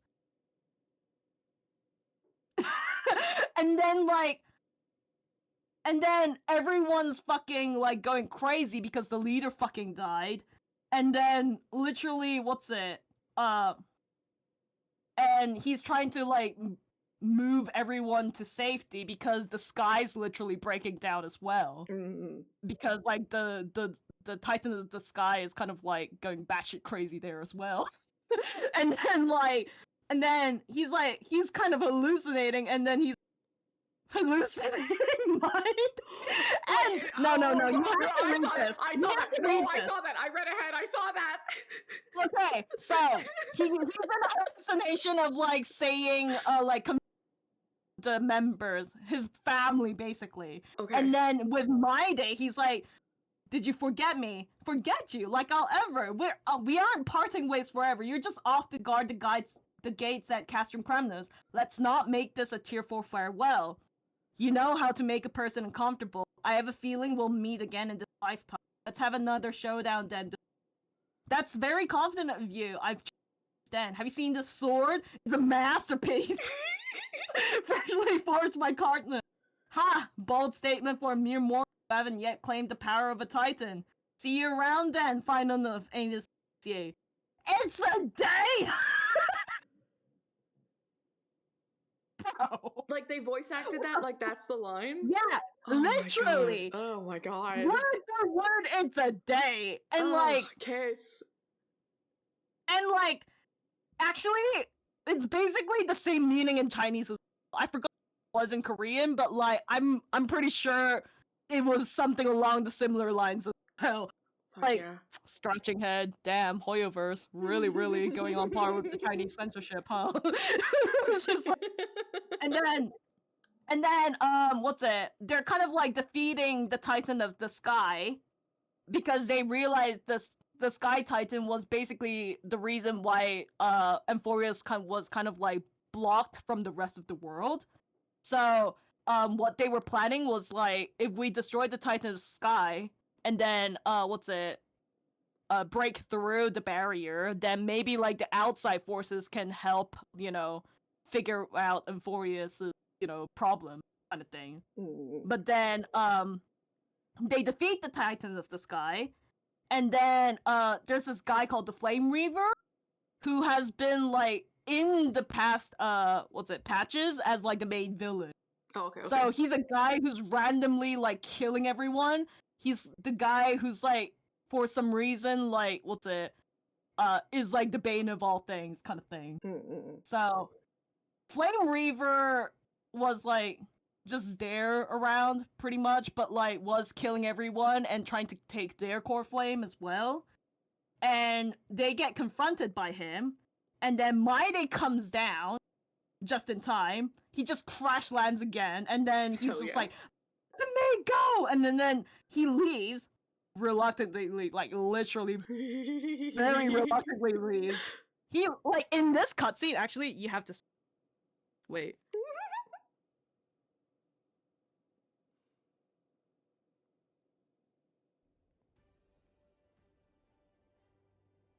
I think it's this part.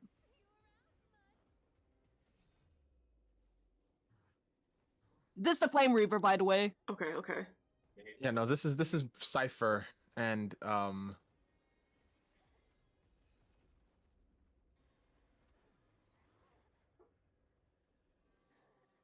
god, I don't want to see this scene.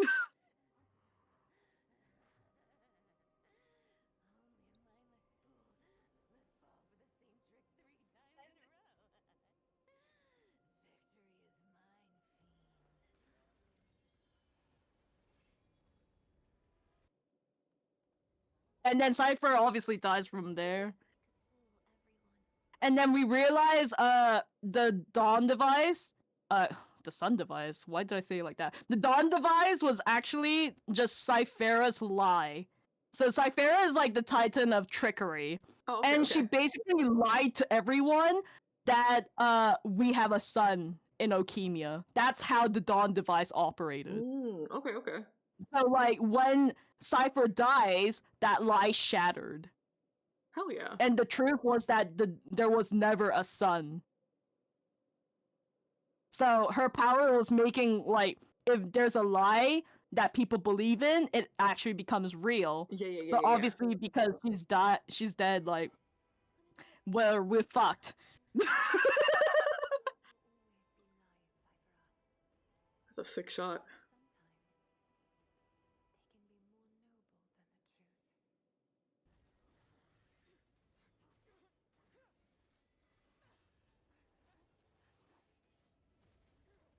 Yeah, crash lands, literally. I literally meant this.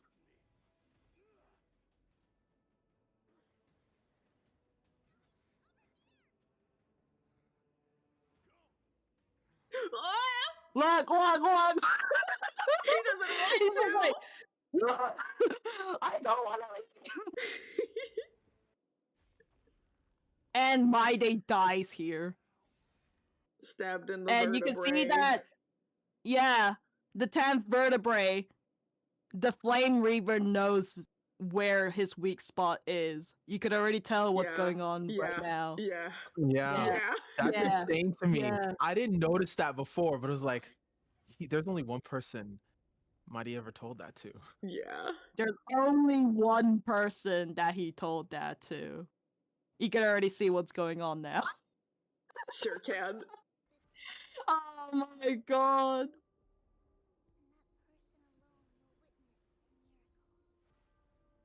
Not the little doll. What the fuck? So cute.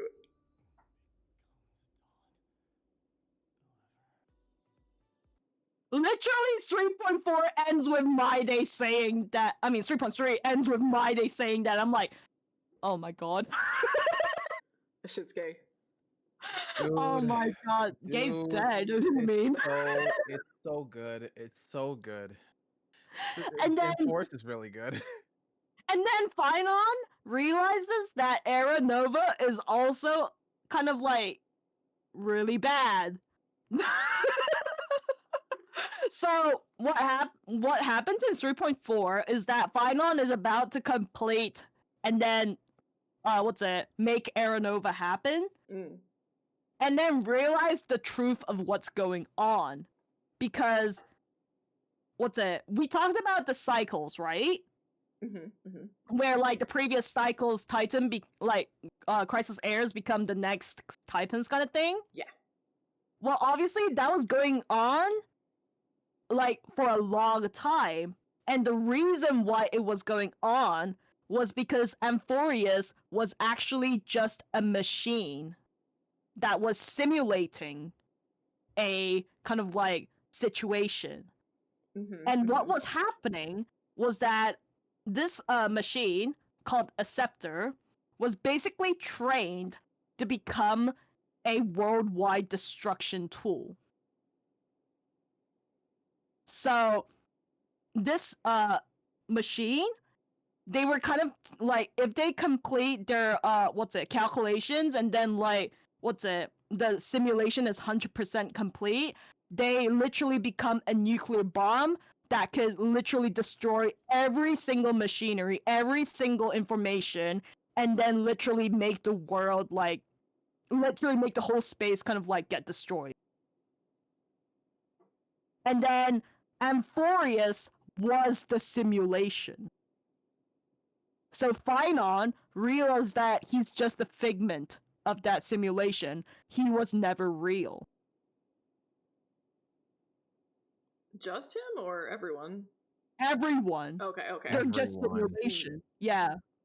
Well, actually, for our main characters, the Trailblaze crew, they kind of like crash landed into him. Yeah, right? yeah, they don't count. Yeah. And they don't count, but they literally got integrated into the simulation. And then they literally became part of that. And then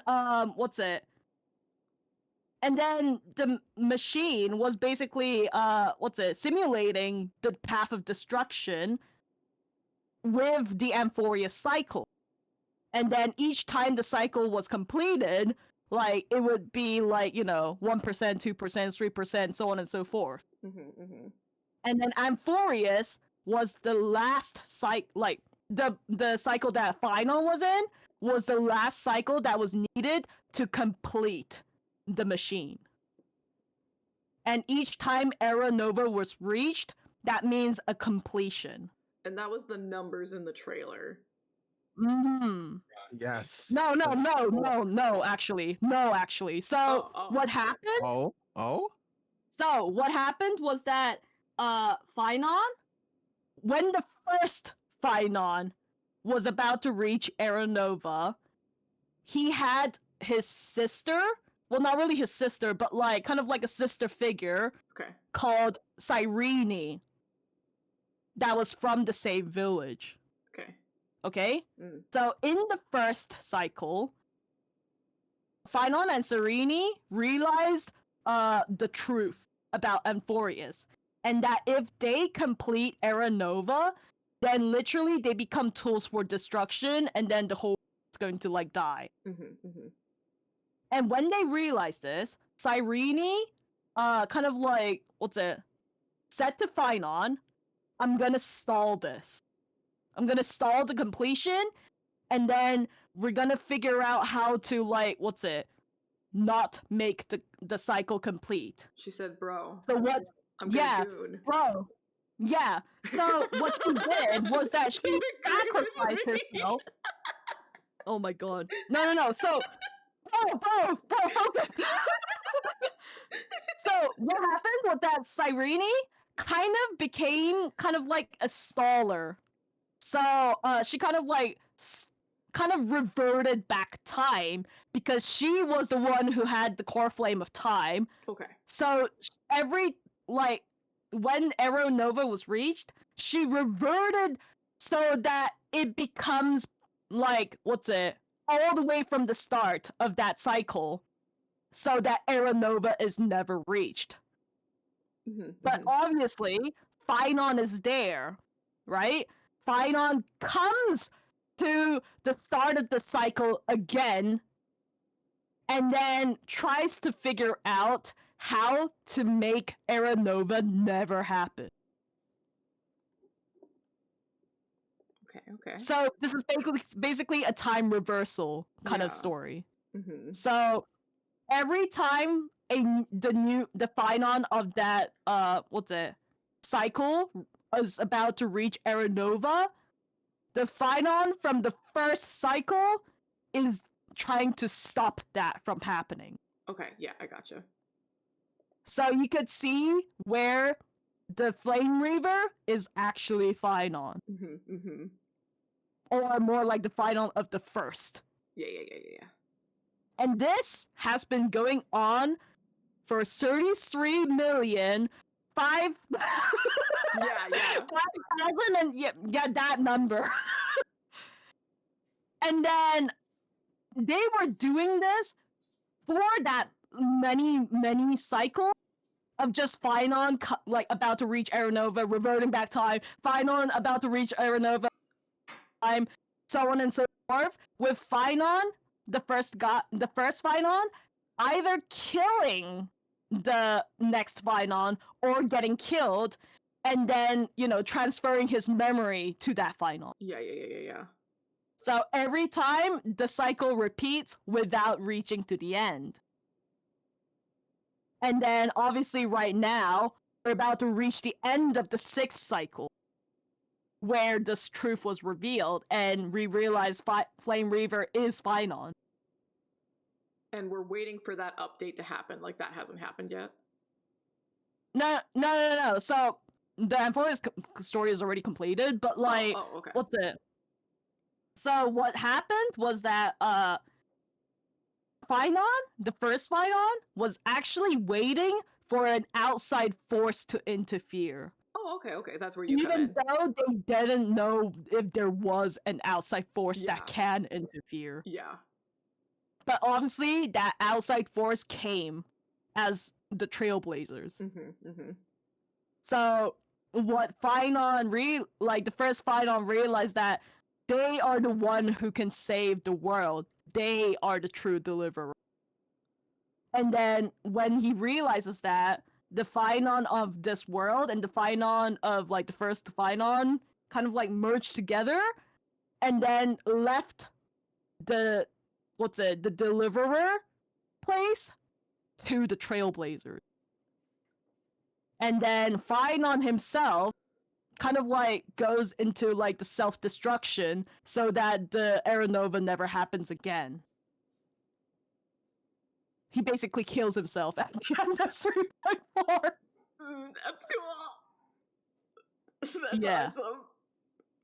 Yeah, so he kind of becomes like, he literally just like puts his body to like, become like the vessel to, and then the rest of the storyline is like the Trailblazers stopping it from the completion. So at the end of the story, we actually fight Phynon. Like, you know what? That's a different story. But anyways, the reason why I kind of like went mad about Phynon was that like he was never meant to deliver. Like yeah. Like even if he his whole life was him like telling to himself that he needs to be the deliverer, but like that was never the case. He was never able to save the world. So like that itself is just like so devastating to see, because his whole meaning, like his whole life meaning, was just never was going to happen anyway. And like every time he goes through the cycle, he's literally repeating the cycle he was in. So like it's not even a new cycle. Friday again. He meets the crisis heirs that he had as a family again every single fucking time.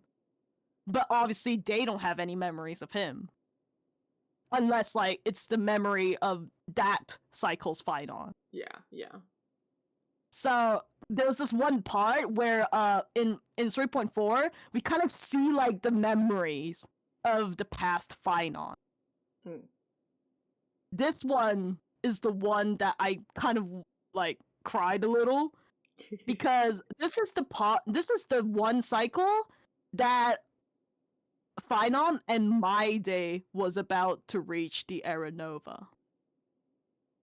So each of the cycles runs a little differently because Phynon tries to, like, you know, tries change different things. like Yeah. tries different things so that he stalls the time, right? Yeah. And this is the cycle where Phynon and My Day is the only one left standing in this world. And then he says that he wants to see Era Nova with My Day by his side and that they can prove the prophecy wrong. But then in that cycle as well, the Flame Reaver obviously comes in. Shut up and get out of here. Are you crazy, My Day? The demigod of strife, I'm still no match for them, the Flame Reaver, aka. No, I know you can. I just want to request that you witness the Era Nova with me. Bear in mind, out of all of the memory fragments that we see in this place, this is the only memory fragment where he asks someone to witness the Era Nova with him. Aww. And then he's just saying, together let's prove that we're enough to transcend the prophesied fate. That's pretty gay. Yeah. It's Could it be that now at the critical juncture, our mighty deliverer is chickening out, scared of a stupid prophecy? I'll transcend the prophesied fate, alright, but I got a better way. As the son of Gorgo, I will prove myself with one last grand victory, just like I ripped off the old king's heart. Leave this to me. If the black tide creatures block out the sun, we Cremonians will fight in the shade. Wait, and when that's I'm from done, 300. yeah, we'll raise our cups.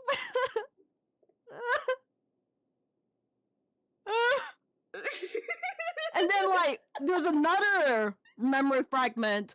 We literally fight My Day in this one as the Titan of Strife.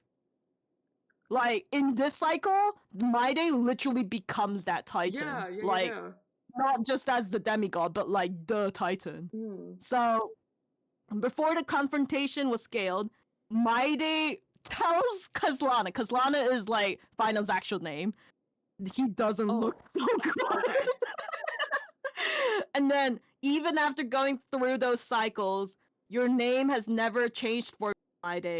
Why do you sound so pleased? It's a derogatory name. Yeah, I know that all too well. You only meant it sincerely. After the one time we walked by side, every time since, it always ends up like this. My sword will stab you through your 10th thoracic vertebrae. That's your weak spot, and the only way to kill you. Interesting. Tell me, when the past My Day Moses of the past, faced you, did they ever retreat? Never. Then they died honorably, worthy of the name of Strive. There's still tenderness in your eyes, though. How pathetic.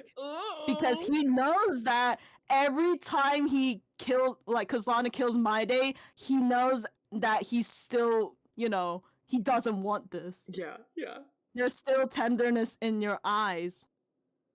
And then Kazlana's like, I need to remember how this feels. Remembers that I was once human, or destruction will completely consume me. Well, if you win, tell the Midamus of the next life. This person is a worthy opponent, so always remember to give it all and never slack off. Damn. Get married. Get married already. And then, like, when you do the actual fight, like, you remember in 3.2, we kind of fight the Titan of Strife, like, Nikador, there. You actually fight My Day as Nikador in this fight. So, the boss name is literally said My Deimos Titan of Strife. We're literally fighting him. And then, like, he's like... Did you write that? Who the fuck wrote that, bro? I think I love it. Whoever wrote this movie page, I guess. Oh my like, you're right. Listen to this. Like, mortals behold, the last Kremnis festival has begun. Kremnis festival, by the way, is like a kind of like an all-out brawler, but like it's regarded as like kind of like the Colosseum, if you will. Okay, Where okay, like yeah. if you win and if you battle and then win, then you get to like propose to the other person. God damn. God damn. Literally, Maide's mother and father got married after the Kremnos festival. God damn. That's pretty fucking gay. Yeah, and he's saying like this is the last Kremnos. Hello? I'm like, conquer this world or be conquered by me. That's hot. That shit's hot. I'm like, scratch his head. Like, I know there's fanfic that just directly quote that. Literally, like, this is literal, what's it, in-game text. Like, what the fuck? And then my full glory, I salute you. That's all I've ever wanted. God damn. And then, like, and basically, my name is, when he's defeated, wonderful, wonderful, just like that. Let us battle to the end of time. And then the final duel ends with Kazlana's victory, as always. And then he says, well fought, you may crown yourself in my blood. That's hot. That's hot shit. Sure. And then, like, I love they put the Trailblaze description because this is very important. Do you still remember him, Kazlan? This is like the description when you like look on the quest details, by the way. Oh, okay. Do you still remember him, Kaslana, the one who won't reach the dawn? All hail my Damus, the great conqueror, the mightiest protector, the strongest of all. The dying lion, eyes blazing, the king with no kingdom. Tell me, if Keffel never forgets, how many scars have you already carved on him? Hot. How many vertebrae have you shattered? Hot. How many times did you drive your blade through his back? Hot. How did the library of Garganforo, this is Maide's library, by the way, that he promised to, like, see again together, fall into flame? What color was the destruction of the last Cremonian? You pitiful jester, fit not only for singing, dancing, and jest, but also for treachery that walks on razor's end. Go on, veil your folly with the weight of the world, then adorn your fratricide with it, just to savor the taste of Bro? I don't like Final, fratricide, bro. though. Bro, why are you thinking? Well, actually, we know why, but like, still, we shouldn't think of it like this. It's gotta be stronger than fratricide. No, It's but not like, brother, it's oh my spouse. It's fucked up. It's fucked up. I mean, fratricide is basically referencing Maide's, fratricide with his father, but also, in the sense of like, Kazlana killing as well. But like, Yeah. but actually, you know what? Whatever. At the end of the story, kind of a happy ending. We're gonna skip all of the things that happened between then because I don't know if I can explain it anymore. I was But gonna say, it's kind of really late for me, so I probably do gotta I wrap it I was up. gonna say, we're actually an hour over what we were supposed to spend time, I'm pretty sure. Oh my god, yeah. No, but like, you have to read the end though. Okay. So think of like version 3.7. The whole big battle ended. Everything's happy. Watch it, whatnot. Even though it's not really happy, but like the quest is concluded. So Finan and the rest of the crew, they're kind of like semi-alive. I'm not gonna expand more on that because that's gonna take a lot of time to explain. But like, anyways, they're there. Actually, you know what?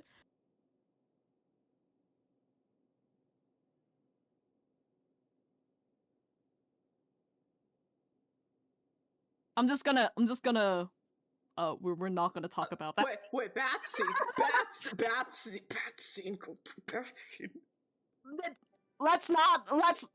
I'll play that at the end. I'll play that at the end. Okay. For research purposes, Yo.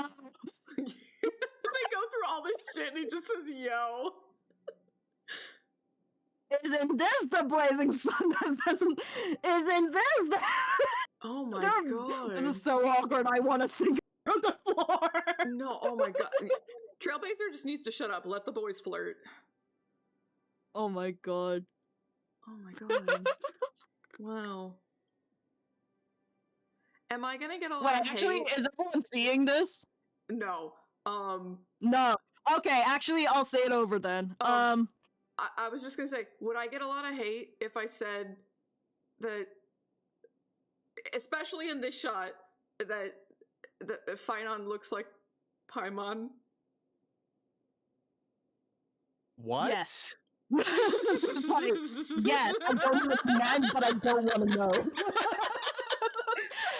Oh, actually, I think like what you meant was his spelling, right? Well, the whole time I have been like trying not to associate the name, but like it's Okay, got like the I'm same, not gonna listen any more than that. like the same color palette, but the same like star shapes, especially around Oh the my chest god, there. no, stop. You Stop. know, just Stop. you know, just a little bit. I don't want to think about it, okay? Okay, so I'll just read this out loud then, since everyone can't see the screen. But Okay, like, okay. saying stuff like that after saving the world, you do sound like an over-enthusiastic goofball. Okay, sure, fine, huh? That's his But seeing him goofball. walk over with that smirk on his face, I know he couldn't resist taking a few jabs at me. Ah, well, some things never Oh change. my god, cute. Oh my god. Gay. So gay.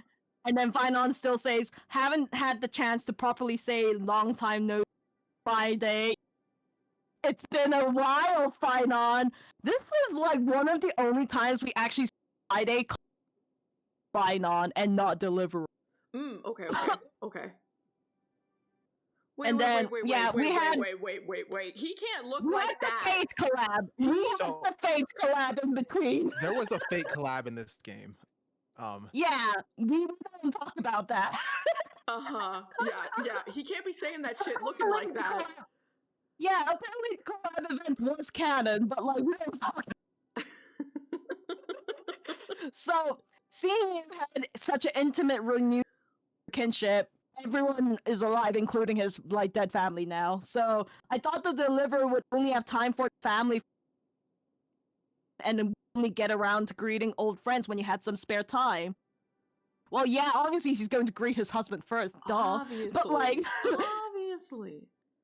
of course not. I saw you with Queen Gorgo and King Eurofon, and the scene didn't want to disturb you. Oh yeah, sure. Mhm. Look, I even brought honey sun cakes and grape pies made from my mom. They're just as tasty as the pomegranate goat milk from Castor and Kremno. He brought you baked Oh my God. goods. Next time, why not take me to visit the former king and queen of Kremnos and let them have a taste of Adis Elysia's specialties? Yeah, he wanted to meet their parents. No, literally. Right? Literally. Oh my god! Didn't some? Oh, please tell me he took the first scene. Oh no! Come on. Okay.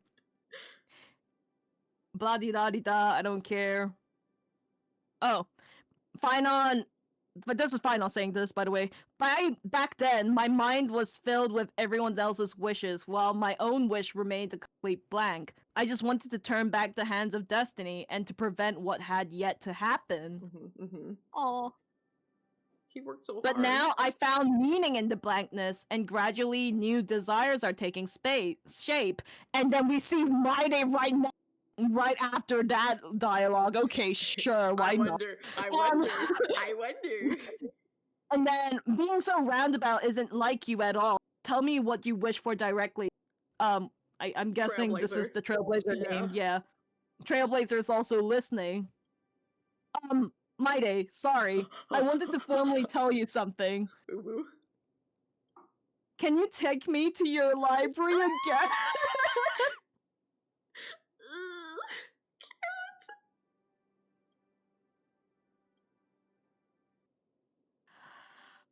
Oh my god. Oh my god.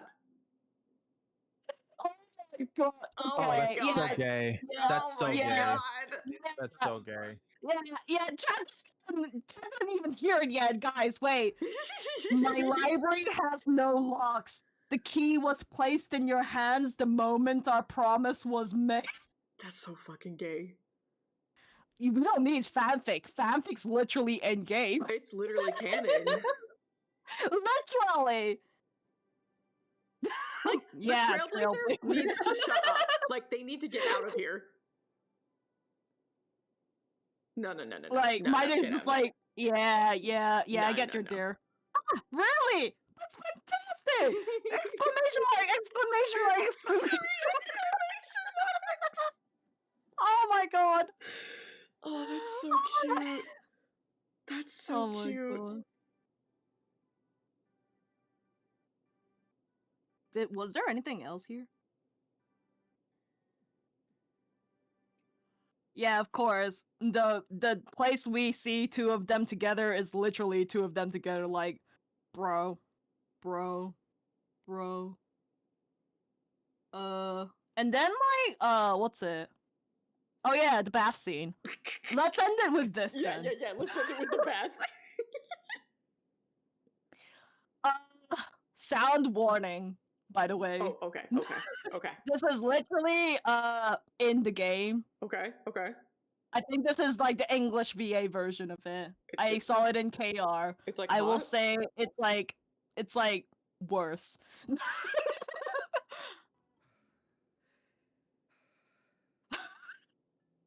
He's really enjoying that bath. Oh.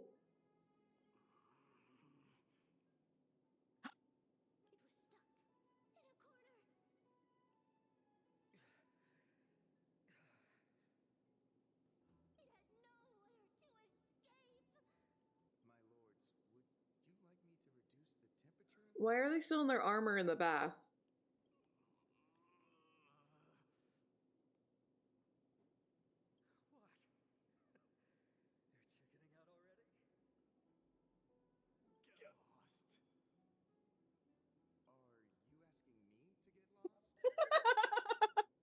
Why does it look like it's raining in the bath?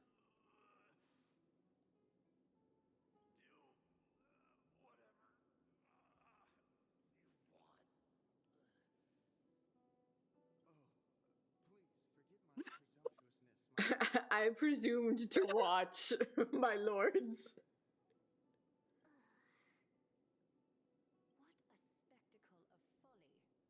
So basically, what happened in this movie?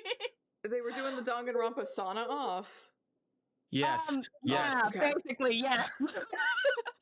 They were literally testing who had the most endurance in a heat Yeah. kind of thing. What was And that then about a neck, Finon ends though? up fainting from it. What was Yeah. that? What was that about a neck, though?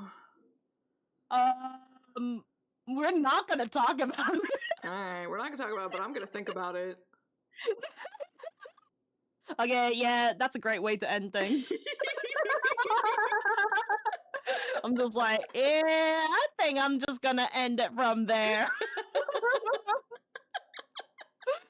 Oh my god. As expected, I should have known Ilana would have yapped endlessly about her boys. No! I wasn't going to. Me too. Okay? Yeah, this is all my fault, guys. I did Yeah, this. this is all there. This is all Yuta's fault. It's This is okay. all his fault. This is exactly what I fuck you. wanted. Oh my god. We should do this again. Yeah, This was good. yeah, gays. Agree. Anyway. By the way, guys, what's it? Maida can turn into like a cute puppy. Is that what the puppy was? The puppy? Because there was a puppy Like- in one of those scenes. Oh, there was? There was, yeah. Where? It was like in the bottom left corner. There was just a puppy, and I was very confused about why there was a puppy. Oh, okay. So, there's this one, what's it, game event Mhm. where, it's literally Pokemon, Oh, okay. but like, you kind of like fight with these, cute things called chimeras. Okay. I'm gonna show you what a chimera looks like. Mm. So yeah, this is a chimera. They're literally kind of like cute dog puppies. Oh, yeah, it really looked like that, but it was black. So that was just probably something Yeah, the and player then had. yeah, obviously there's like different like color versions, but Okay. like they have like unique chimeras, okay? And then in this specific event, they had chimeras based off of each of the crisis heirs. So Oh, like cute. Okay. Trinity, Yeah. Kaede, yeah. And then obviously you also have like Finon. Ah, he's cute. He's so fucking cute. And then like, so each of the chimeras had their special powers, okay? Okay. Okay. So like, Finon would be like him, throwing meteors or something like that. Ooh, okay. And Okay. we don't talk about it.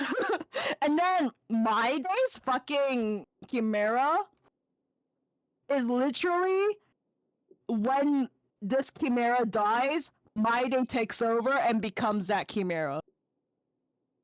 Oh, okay. And Okay. that's never explained as to how he does it. That's awesome. Like literally, like you see Fake Stew die, and then my day just disappears and then becomes Fake Stew. Like, okay, That's awesome. that's that. Okay. Why Oh my not, God. Sage? I want to draw my bottom boys boobalicious. You got a problem with Oh. that? Sure. You mean finger holes? Yeah, yeah.